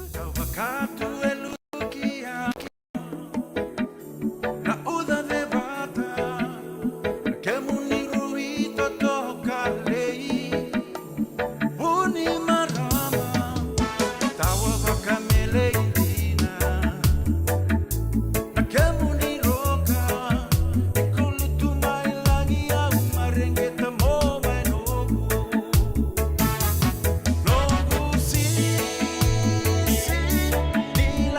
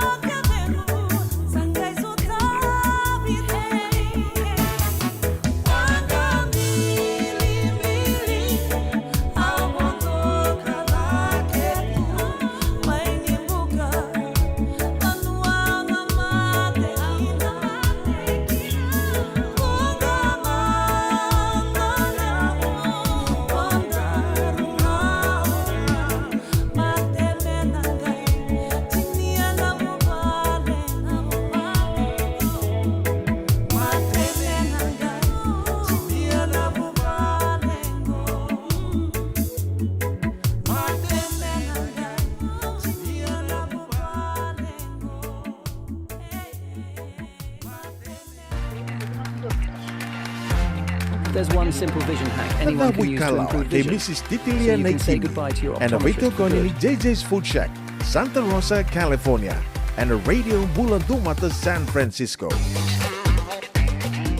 Mrs. Naitini, berni darubi talnoa, te rongo di manda nei kau ni non daru programa nei kavini koa. Nadawi Kalawa kay Mrs. Titilia Naitini. And a Vito Goni JJ's Food Shack, Santa Rosa, California. And a Radio Bula Duavata, San Francisco. Yan da baka bina ka tiko kina JJ's Food Shack. Raoni do mai baka iduru tiko ni kina na vitala noan, dan do mai rongo de tiko kina non de wasininga no baka rautaki na dhawi ka lawa na via kavini moniti. Bula vina ka tali Mrs. Naitini. Ni bula vina ka una? Wakadava na Thanksgiving na moni madhaongo do volleyball, levo no mundo volleyball and a Black Friday. Senikua, Cyber Monday. Ya vina ka iyo kita sara kalili vina ngone. Sara volleyball ya senga ya dakanga na kanapata. Totoka.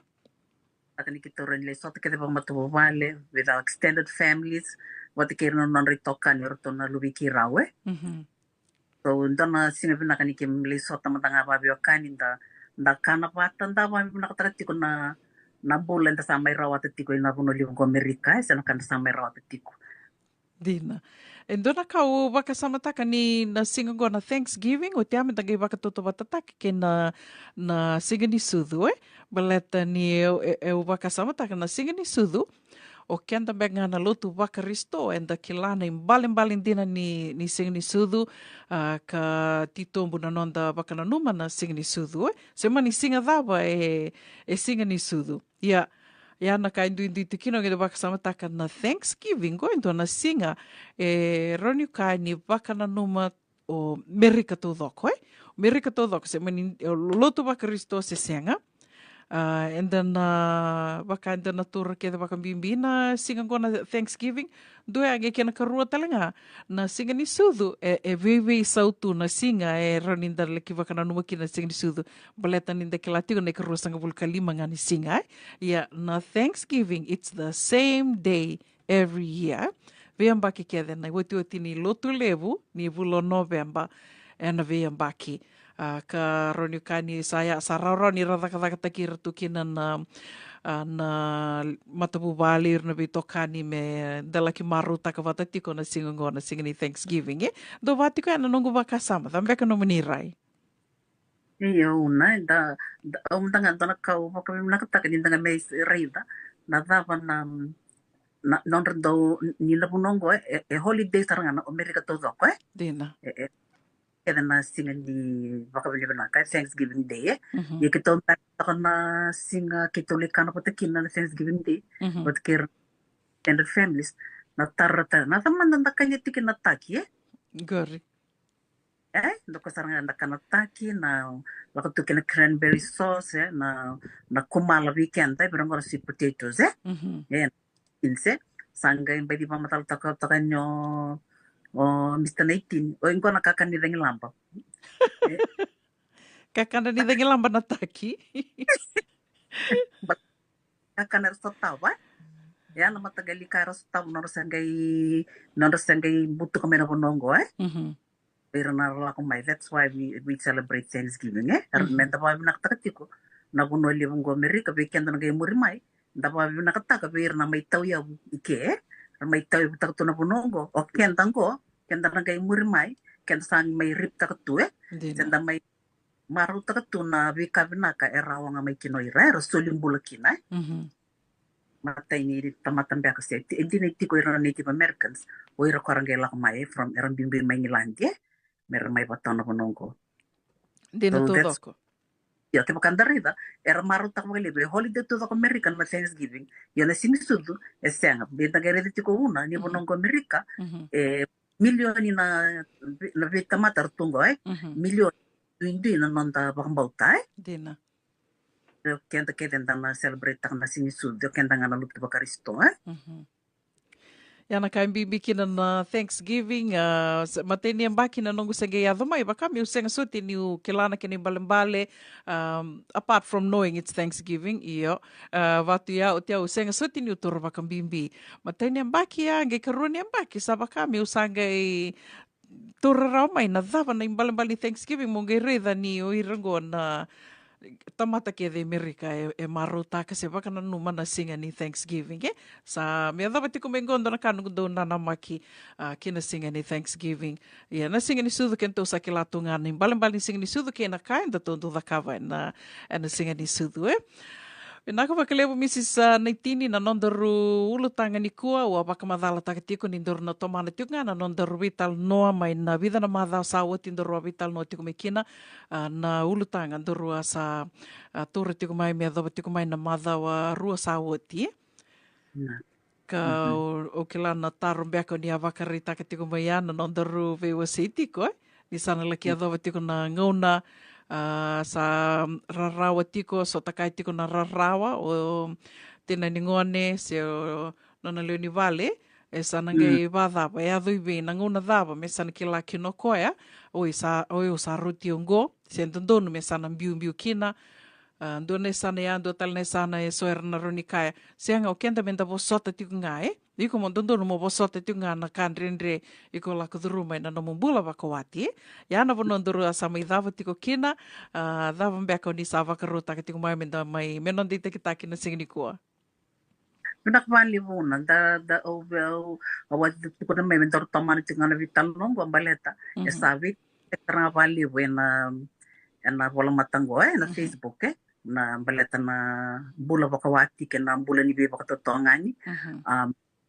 au reida taltinga mai viti na noa kento erto sa monite na noa singa na noa sa na vosto minister ni marama oli ke na tegubutan nga launch technology national plan of action tegubutan laki no to 16 days of activism against violence on women and young girls and of course children ya kwa matiki ni mentaro tomana taltinga au ba nak tatalanga una ulo kana no au parang puno takna no datalana kabi tan latte kya anona ulutang sarngana turanga puno wikito na no families kaya wastal nga kaya na matabu vale kaya wakambota klani lebuna ken sabi tan latte ngana na vi bakatotonga na matabu vale ubena katimentar na let's look at it from another point of view let's families because of all that we need to discuss so that we can save families.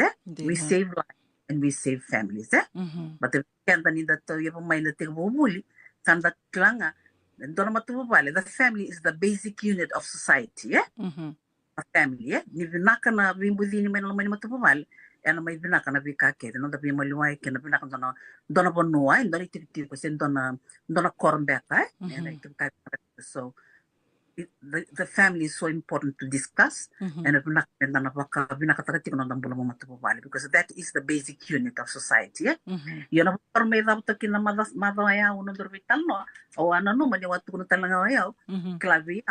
marriage is a lifetime commitment.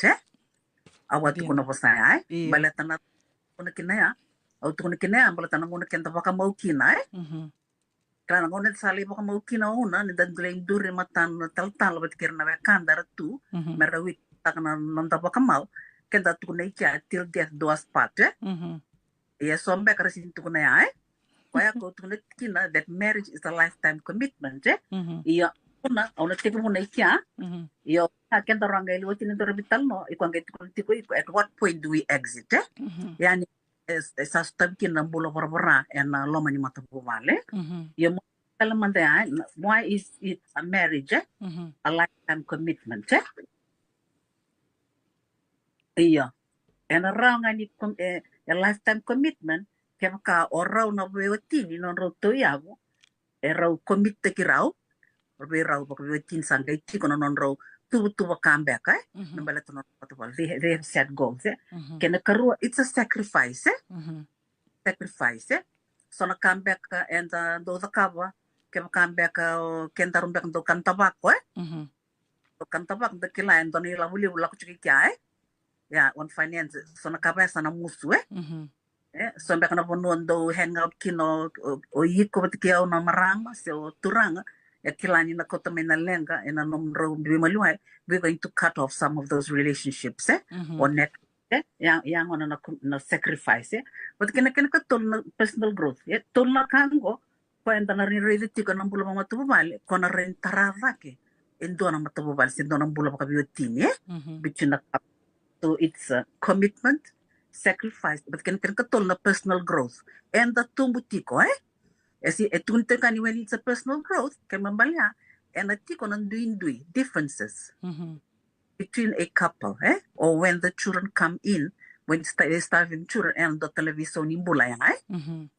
so and the tumbutiko and the sotabutiko on the differences and how we handle all these issues we have to grow personal growth.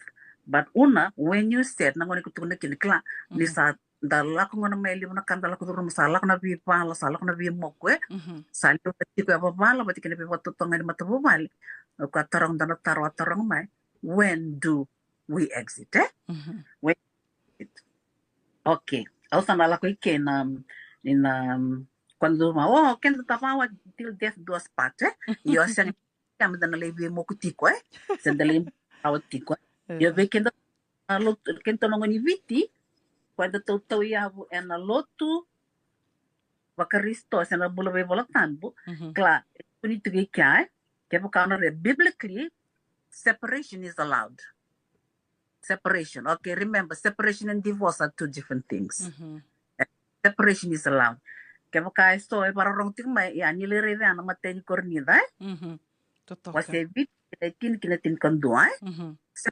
allowed but for those who are married I have a command that is a command that comes not from me but from the Lord. This is Paul's words in 1 Corinthians a wife must not leave her husband but if she does leave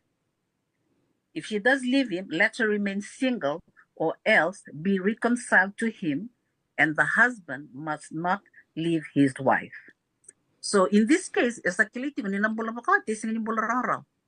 the Bible says it, the separation is allowed. So of course there will be differences. And the willing na voltambo kena na kelatiko erto mandana erna wunda many voltambo parama second there is no rambula. There are so many dysfunctions. There's so many flaws in the relationships. But we have to learn and we have to learn how to handle these issues when it comes. Because I'll just go back to that. Marriage is a lifetime commitment. So yeah, but when is separation allowed, you can separate yourself when there is violence. You can separate yourself. But separation is healthy for marriage. You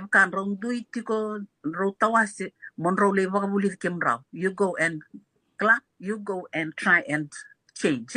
More rhythm. It can help to gain perspective on our relationship. If you can go to counselors. We can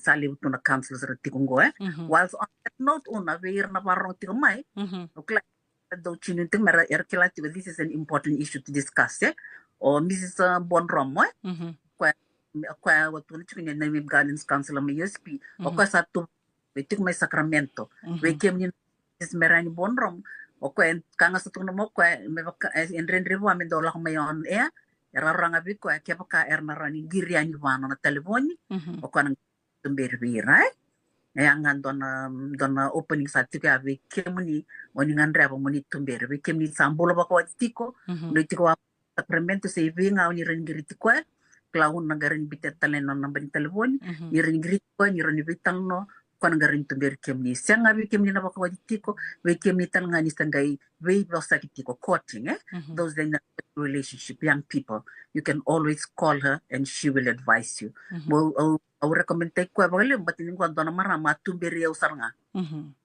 puli may USP o sengone leo o may bakawati una arto na campus crusaders ngo moro to ko nga balela no sa bakawati kina kero sa bakalubeni kero sa te pain. Go yo tamikito don't live na kaila ko kin and I'm home alone with the children, with the babies. So I used to cry a lot when my husband was not at home with me. But don't Keroti on the secondary school, boarding school, and he goes up every at night on Christian fellowships and all that. And I missed out. You know, it was like I was missing out on something. Because I may dona text go be Miss Bon Romango or convert is. You know, I can't go through this. You know, he's always going and I'm just home. Yes, I none of us maybe Mrs. Bon Romo recommend go. Nangonong go and it's saying I vocal in line, no ministry or nalubemo. So I was homebound to actually train up my children. Ang nakatagtala nerto tingana campus crusaders de erto tingin America. Erto ngay vako tenyi biyaw. Erto na ngoni America to chikwilike. We had a network. Erto vako tenyi biyaw. O live na tapes klan ngoni sa cassettes kina.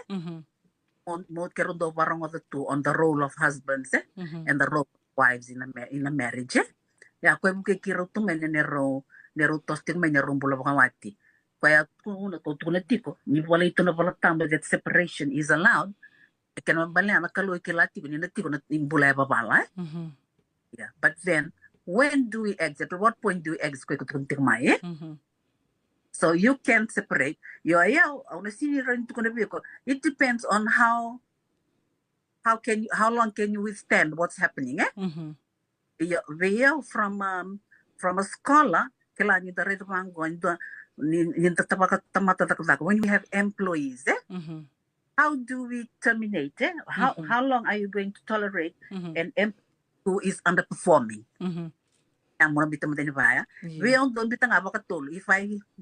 If I'm questioning something 3 times, it doesn't work. Okay, you get out or I get out. Yeah, with me it's that we give them 3 chances. Yeah, maybe. You'll be so. How long can you withstand it? You be iranga turanga era warong timai. Klati pakan go back to the only way you can handle your wife is beating and say moku. There are other ways. There are other ways you can handle your temper or your anger to deal with your spouse.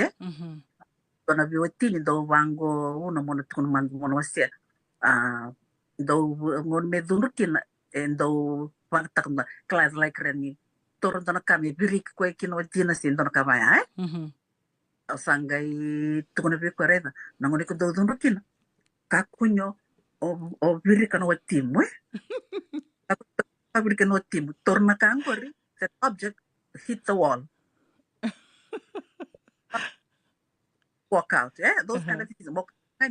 Or mokuta na the other person, so those are some of the things that they have to learn to handle their anger. Yang sort of tips la layuna. So that is my take on kila. When do you exit? Maybe go okay. This is from a male perspective. Senga entona puna mokutiko kina. Mokutiko na watina entona puna mokutiko na watina. Dona kandaro vitang takbal leuna. Iso kurang ni bitter sing do ki matutok na wasa the communication skills. So stop now bengon salbangar ni barita kutikin that something is not okay. They start heating. But then, you know, like what kuna na mother, Clive na live no programs metang government ng tanganya. How do we groom how do we groom our boys so that they can have a good communication skills when it comes to talking with the opposite sex? And say not relationships when they become teenagers, when they start having girlfriends, so that they can learn to have good communication skills. Ono bi say ki auna bi ran ko kaiti so turang na kamango sanga mo kuti kun na buna, but you know, but then that tells us, okay, why are you hitting me? They don't come out with it. Dena. Yeah. Dina tu dhoko, Vinaka waka lewu, anda waka rongo te gavi Mrs. Titilia na itini na iwasininga una ni dhawu I ka lawa ina vito koni ni JJ's Food Shack. Obia kota da mai Mrs. na itini na kauni waka rita ka mai ame, baleta na matabu wale is the basic unit, Dange reidali sutale na waka tekawu. Na waka tekawu ya saranga na wano talanga ya tekawu men dambuli meki na min dua mai na matawu wale, o kenda kede, and lako mai e nan dua na matawu wale. Ia, me waka ni ndasari da tu e nangonongo, na bimbi ni matawu wale, e talanga na vanua e sasanga tiko kina na te woro me te kawuna mai na nona waka dhadhai, e na mbula saranga ni matawu wale. Wambo ta ke waka e nda turarau na tikino ia, Enda nangi sanga na nonde ngu tōdhoko menda roni na mena tōdhoko te koe. It's not easy. Ia na mbula ni matawu wale. Wakambimbi te umandanga na nonda mbula wakawewa tini. Na nonda vemali o umandanga wakawewa tini. E ondo rongo da e so mera sa waka ambaki tu mai. Tolu sanga bulu, wasanga bulu na ambaki ni nondra mbula wakawati woli mai. Au sando ngoro dina saranga. Au ngoro dina saranga. Kondoka ira, baleta ni wili talanga kino ki monrau na naitini. Wili talanga kina nungu na nungu ta. Dona kana nungu do sarava non rumbula. Yang do mo siti au ni isang ni vai au yawe. Ndongi batungo nungu taru. Why couldn't I be like that? Miu rithi rau na non rumbula. Iyo, nungu na nungu ta. Na veba no ke ira ke na kilei rau na kila ni rongo e rondo veimu ritu. Titile ke urea e rondo veimu ritu na veba no ke ro la kova. Yeah. Fast forward, au sa mai tikongoa sa baki lima sa kabulukan duongoa yau.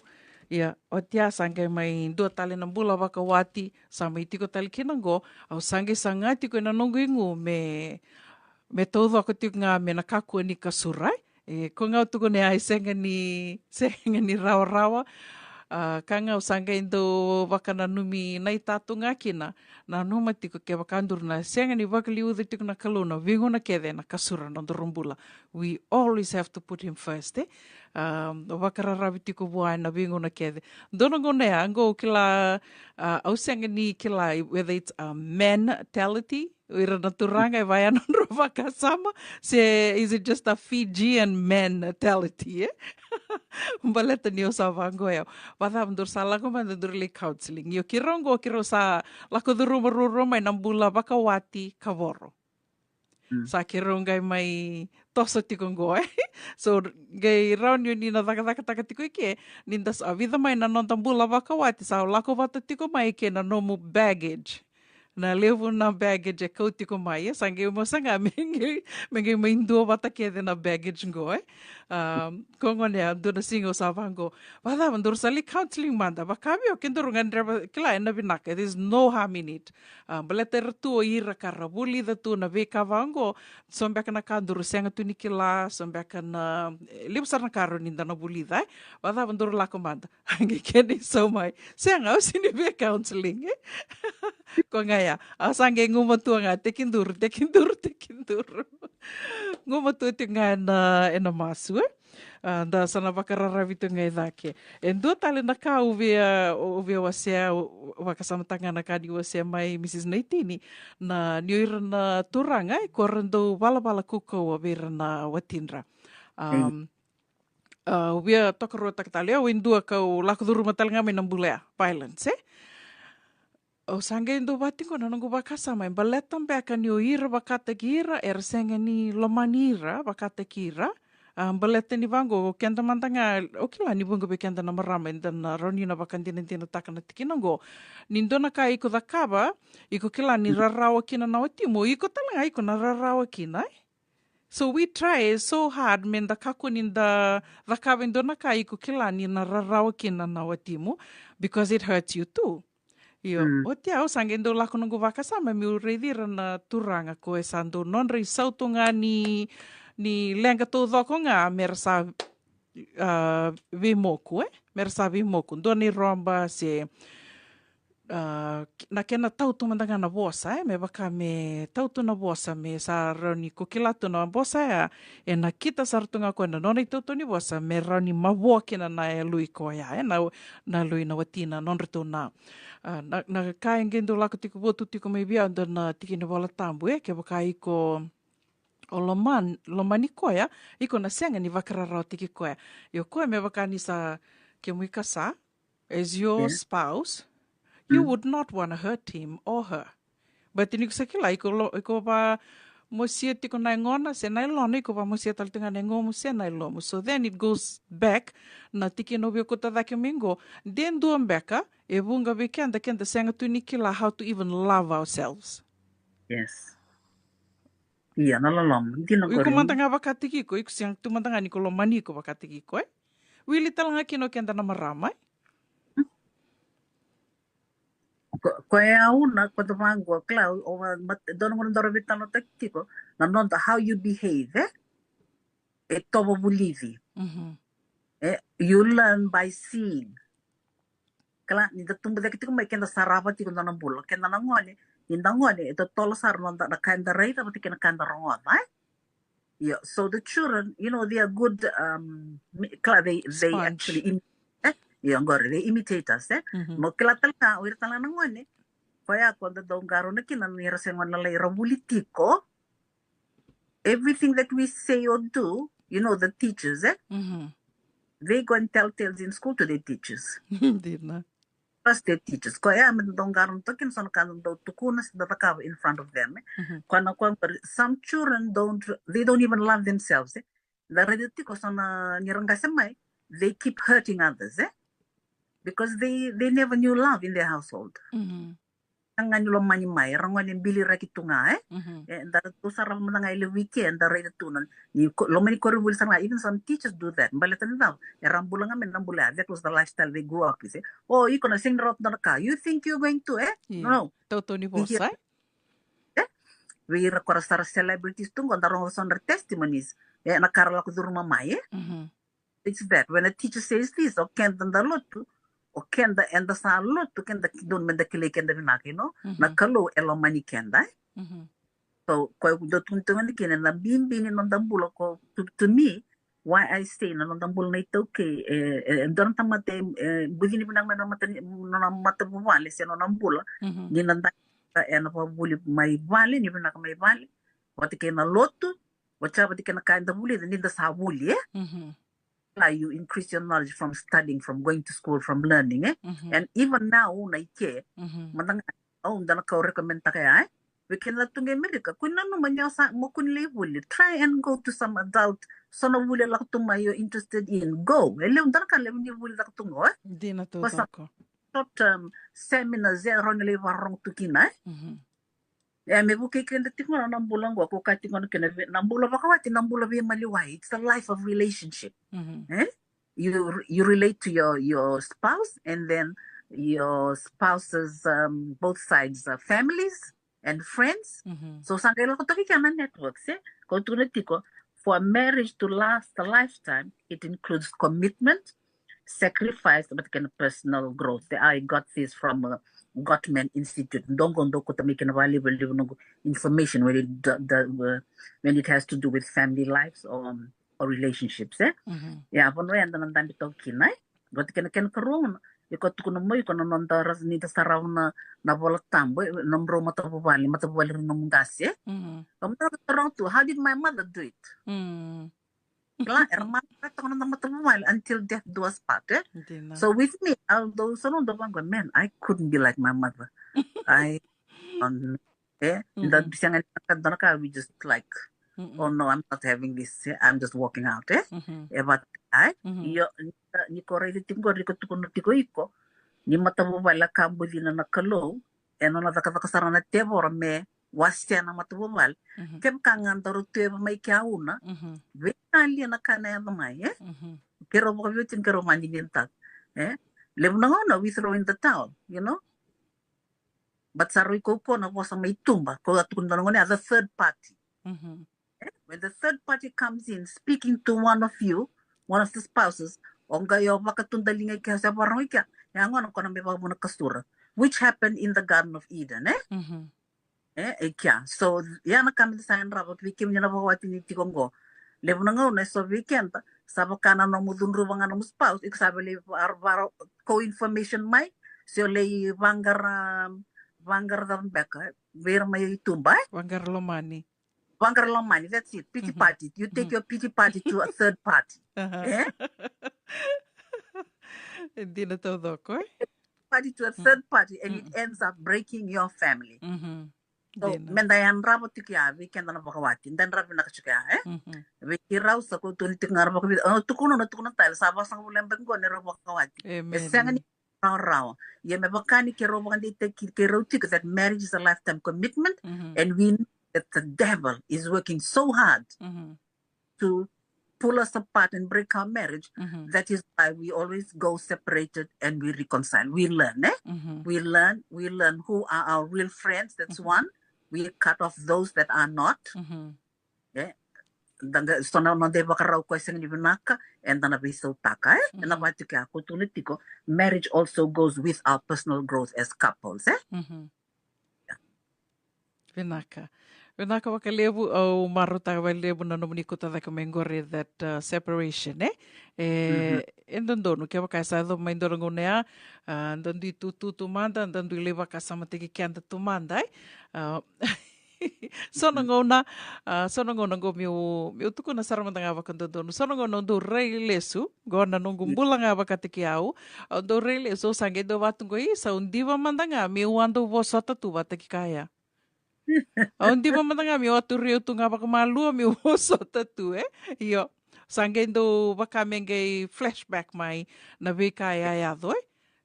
Lius kutikendo lius talemanda kinataro ataronga ni at what point ka osaki kilaki na senga go esana senga ni vinaka baleta ni ke baka usana kila ni na rauni na bakalengana nongumbula sena nonra bula nangone ke baka me sana laki adhaba na o saki latunga na itostosongo e na li adhaba na vonua ya ke baka usenga ni na dhakawa indona kai yo otia sabida bata mengo nembaki o sange mai relesu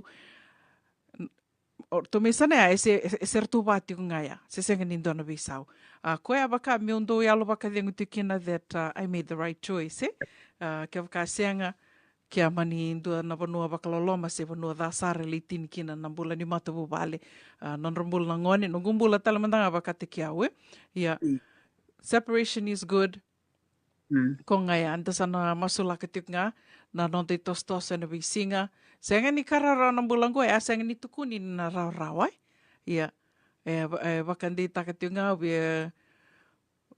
bakandi taketal tungani na non na bosa ngaya ke baka na bakararabi nga bua all will be well.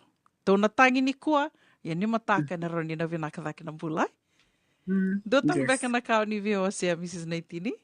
Yeah, kung nga na kao na, ono bepandi takatagti weekend, we are trying to save lives, we save families, Menda, pakalele taka na 16 days of activism gwa nakati may biti. Menda bulutan na bul ni beba katotonga ni matapumali, balite sepa lang ni mawoti kinoro kabiotini. I know that the husband after doing that, and on focus on otias and gailak to the stage, and ang gail isa I should have done this, Isa na rekal to some mawoto tina, how do they nita tamatanga upakamputa and alom, and ita na kaya kawa, balet ke kaisi nga sa napatik-tiki ke sa sail na loma sa loma kaya uno kono kuntinga nga kinakla we have to work on our marriage but kena karua na nonda na bulanga ni nonda na biolo mantik ni doe makawati asang ni do sambudin teme okay no na bimbu ndangon se kito na pasan letos it was till death do us part I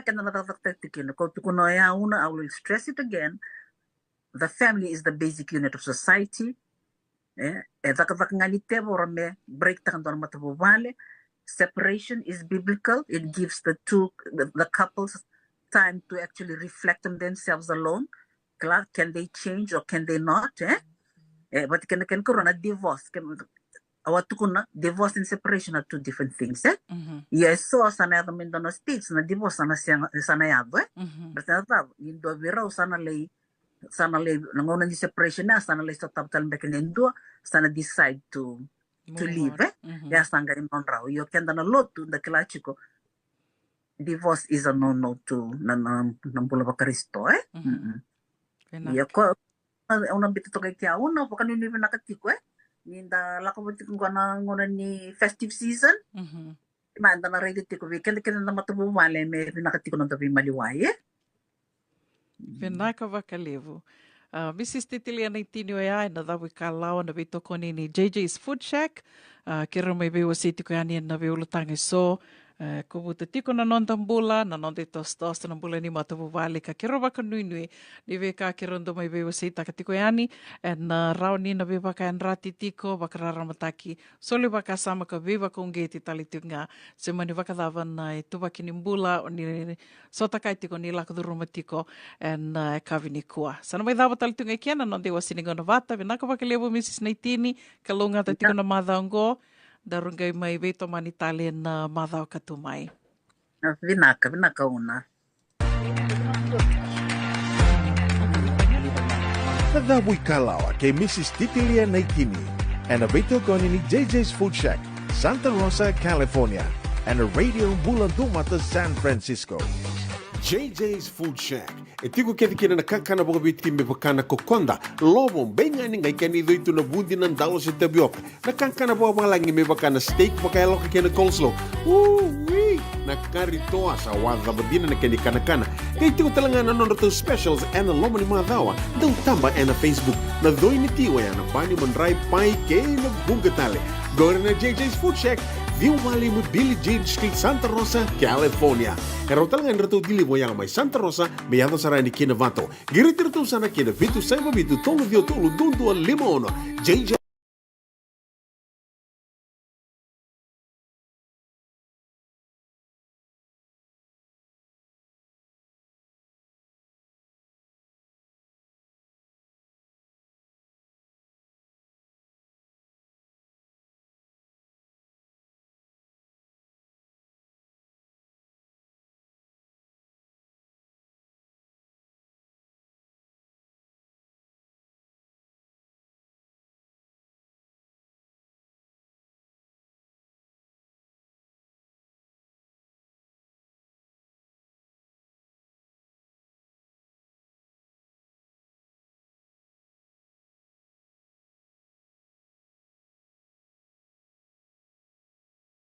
Dendram beka nang wala ni kibalilo tira buku ni oso-oso pakadadaka. Sendrak-ndrak beka na itos-tos nimbula. Kuha nilenga sinui gawa-gawa. Nana maki mai kina programo warotaki. Mai vera tau na New Methodist Christian Fellowship USA. Nongu chisu, nongu banua. Ruwaga na bima manione na kabini buku lulu bei kemundo e California. Bima mani duwa na singilewu ni lotu lewu bei kemundo e viti. And a Radio Bula Duavata, San Francisco. Me Kauti Keda Vata mai. E senga dina ni karaurawa na daka-daka waka kekiwa. Ia endona kainda wipu ke kawaka mamanta takatuna bengaravi. O ia ketuna kenda to kakana. Na ika, na dalo, na bisikete, na reo bata, na sunbells e tinimbulu makau. O kenda to na senga tiko nindraiva, se senga ni waka motoka, kandau Dren na tutu beto se aqui. Erto satu bakarau na Divine Pacific Food Mart mai Sacramento, merto talaveani na nung ni voli. Rao sara. Witar ngayani na taliboni diwan 21 toluva diwa ono saivarua. Merto bakarotaka katalada mai na nung ni voli ena kenangona totolo tua. Divine Pacific Food Mart, Viturua Diwawalu Franklin Boulevard, Sacramento, California. Number di telefoni Diwan 21 toluva diwa ono saivarua. Erto ngarap talangan kena lewa suburian ni nanomu yaya. Mai na nonderto stoa kena nomu mate ni katumba. Radio Bula Duavata me Kauti Keda Vata mai San Francisco ki burubura. Sema mai ngai wase yani.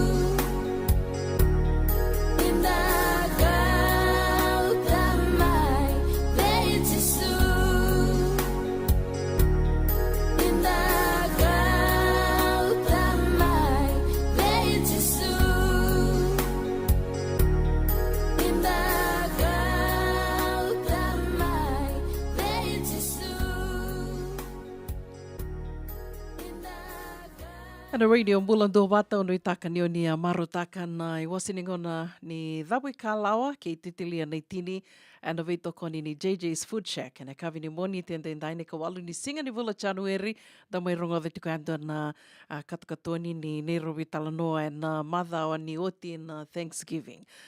Kau sureti kamni ni ngai sema talitiko mai ana moniti ana mother o katumai sana ngai mai tomani kianta talitiko kina o Mrs. Titilia nei tini dana ngai me rongo tala no talitikina na veka so yadhum beka na singa ni sudhu ke na wakatawase ka wakanuni vinaka tiko ani ni tosa vinaka tiko na kena maro tiki tiko na mbaki vou mai teka bu vinaka na mbaki vou ngoru na ndolu rua sanga vulu ka waka ubia waka vini vinaka talitiko ani kina we kiamani ke de sara na leo ni matabu wale ngo na radio Bula Duavata sanda mai adova tiko na wili levu na vitu sanga vulu na undolu vitu sanga vulu na undolu na nonda to leo ni matabu wale na radio Bula Duavata ka levu ndina na waka vini vinaka ka kereitu ngā kena ke rawa ni uninga inda wase atale to ngā iani na nonda to wata na take ti tiko ya me tona e dhawa tiko yani na ndua na nrau na undolu na nonda to leo ni matabu wale na radio Bula Duavata levu ngani no muni wase yani na kena vinaka levu talangana ulutanga indo mai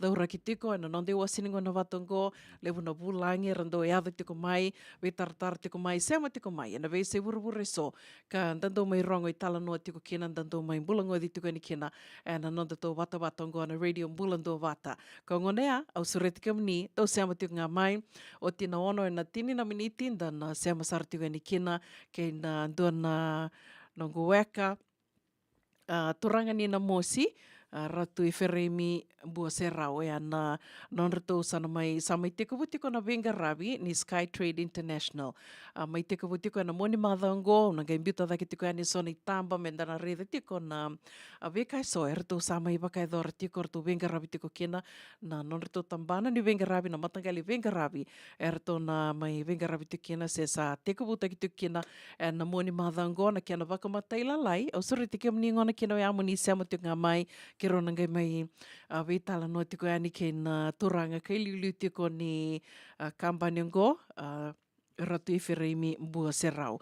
E ani sivina ono e na tini na miniti waka nuni venaka tiko ani se vingana vono ni sema tiko mai kena na kavini kua ni tosa venaka tiko na kena ngarabi tiko na itavi keve sara o ni venga rabi tiko na vevono ndui o ni venga rabi tiko kena e na kavini kua wakilai tiko na raki mbatambatawe ki tau e na e sai California ngo i andina ni ke tau mbatambatatu ke tu sanga ni wakila na udha de Vata me wakaira wakila tiko e na vea sai burubura vea sai merika taliso verto mai na toka laus e na East Coast erto wakila sarati ngango na levu ni kena lutu tiko na udha de Vata tukuni ni tini ka walu na indi na kena wawaku raka mando ya sambo wanga ya ngai vatalea indina ni ndarea ni wango e re vinaka tu na kena ndau lutu tu na udha de Vata ia au senga ni wakambauta ni nirnando Vata ke kenda na kena na nondando maro tak nda tali tak tu na rede ani o ira kara tiko saranga na vanua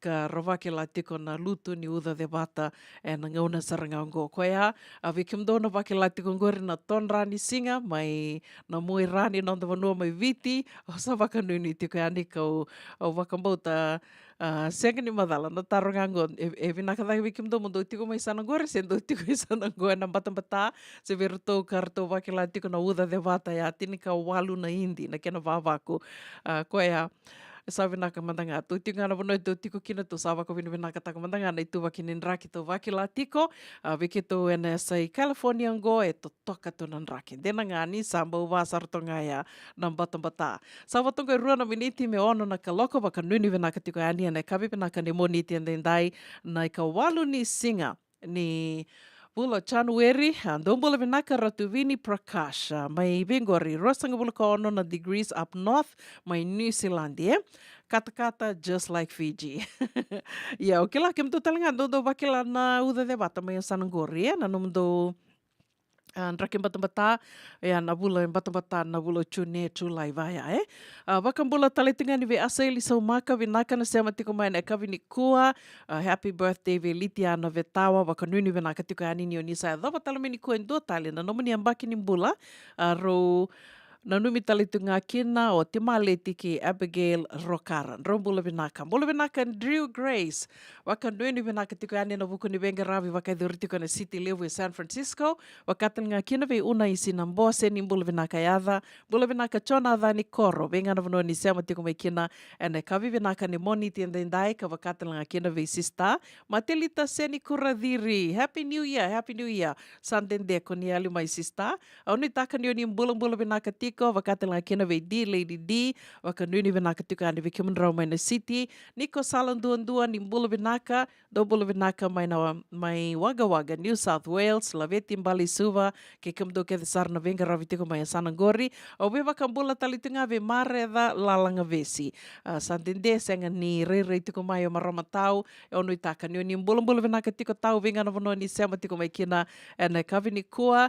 Waka mbula talitunga ni ve kumdo na sema tiko mai ngori mai Nandawa. Do mbula vinaka ena Ndrevula left. Wakata langa kina ena MK Cake Hub. Mbula vinaka mele ke heri. Waka ndui vinaka tiko ni ve kimunrau. Ena kavi vinaka ni moni tiendendai. Do mbula vinaka. Sa ono dono na kaloko ena radio Bula Duavata San Francisco. Me Kauti Keda Vata tiko mai. No manito kanigo uno vuninda kua ni mbula vinaka.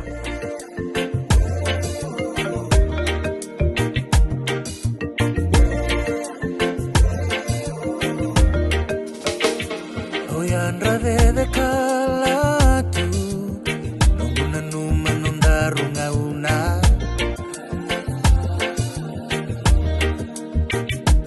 Rosiko sambil kibawalangi osangolekina au mode bakada rakida tunambula sengatale nindua saikonga au nanuma au tuya wasaramai maimbola tangane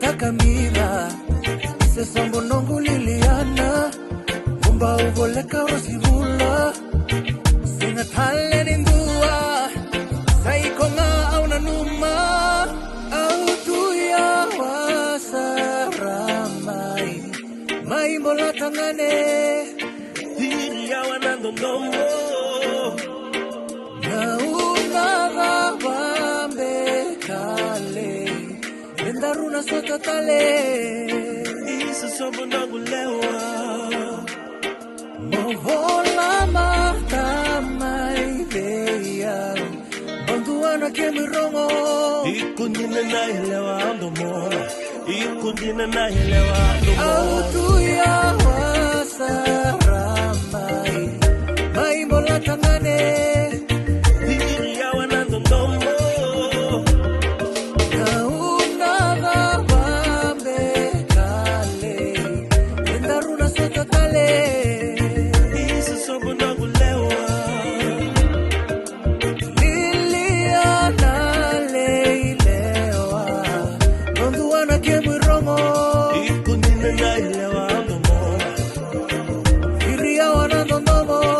Seni wata lili nongu ndalomani Viria wanongu wakana nanu Wakadiri loloma nondarunga una Viria wanondomo Seni wata lili nongu ndalomani Viria wanongu wakana nanu Wakadiri loloma nondarunga una Viria wanondomo Seni wata lili nongu ndalomani Viria wanongu wakana nanu Wakadiri loloma nondarunga una Ikondina na yalewa andomona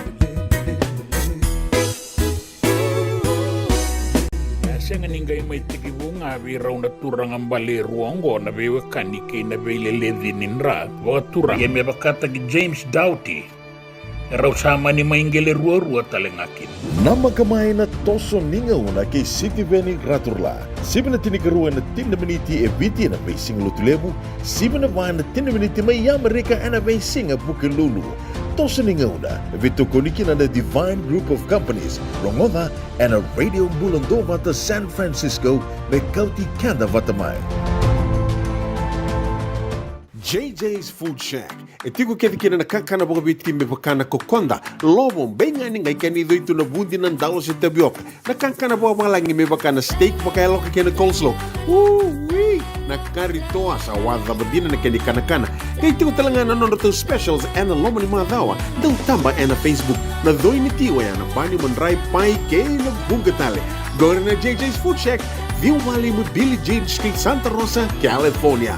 Karo talagang rito dili mo yang may Santa Rosa, may yato sarani kina Vato. Girit-rito sana kina Vitu Saiba Vitu Tolo Dio Tolo Dundu Limono. JJ's Food Shack, Santa Rosa, California. Den rembeka na ngole ni kibalilo te buku ni oso pakadadaka. Sen drakindrakita beka na tos nimbula. Ko ni lenga sinui gawa. Nana maki mai kina programu warotaki. Mai vera tau na New Methodist Christian Fellowship USA. Nongu chisu, nongu banua. Rua na bima manione na kabini buku lulu bei Kemando California. Bima mani dua na singilebu ni lotu lebu bei Kemando Viti. And a radio Bula Duavata San Francisco. Me Kauti Keda Vata mai. Do yan Robina ka naman raman na ita. Do samba di ba kusa iwe. Yandra na ita. Kita sila katalaw mande na Orange Lounge. Maleka. Warasan ba di kata-kata pinakasarto nga toboy siyang pambakaw. Ngay way dala tukin ng bata. Koe serengan gori. Sono ngona santa binakat serengan na kenta kakana. Di na to zoko. Kaya kito sa nang berata ni baga singilebu, kito sa nang baga kabin ngaya ni kina. Na Orange Lounge, katalaw baga singilebu siya baga kabi, baraw tayo ito baga manggo sanggay totokan na buno ni kana. May namenda to with unity, kanay baga singilebu siya baga kabi, may baka na baga sekera, na sui, ikatabu teke, roro baga lolo, kaya na vida tale.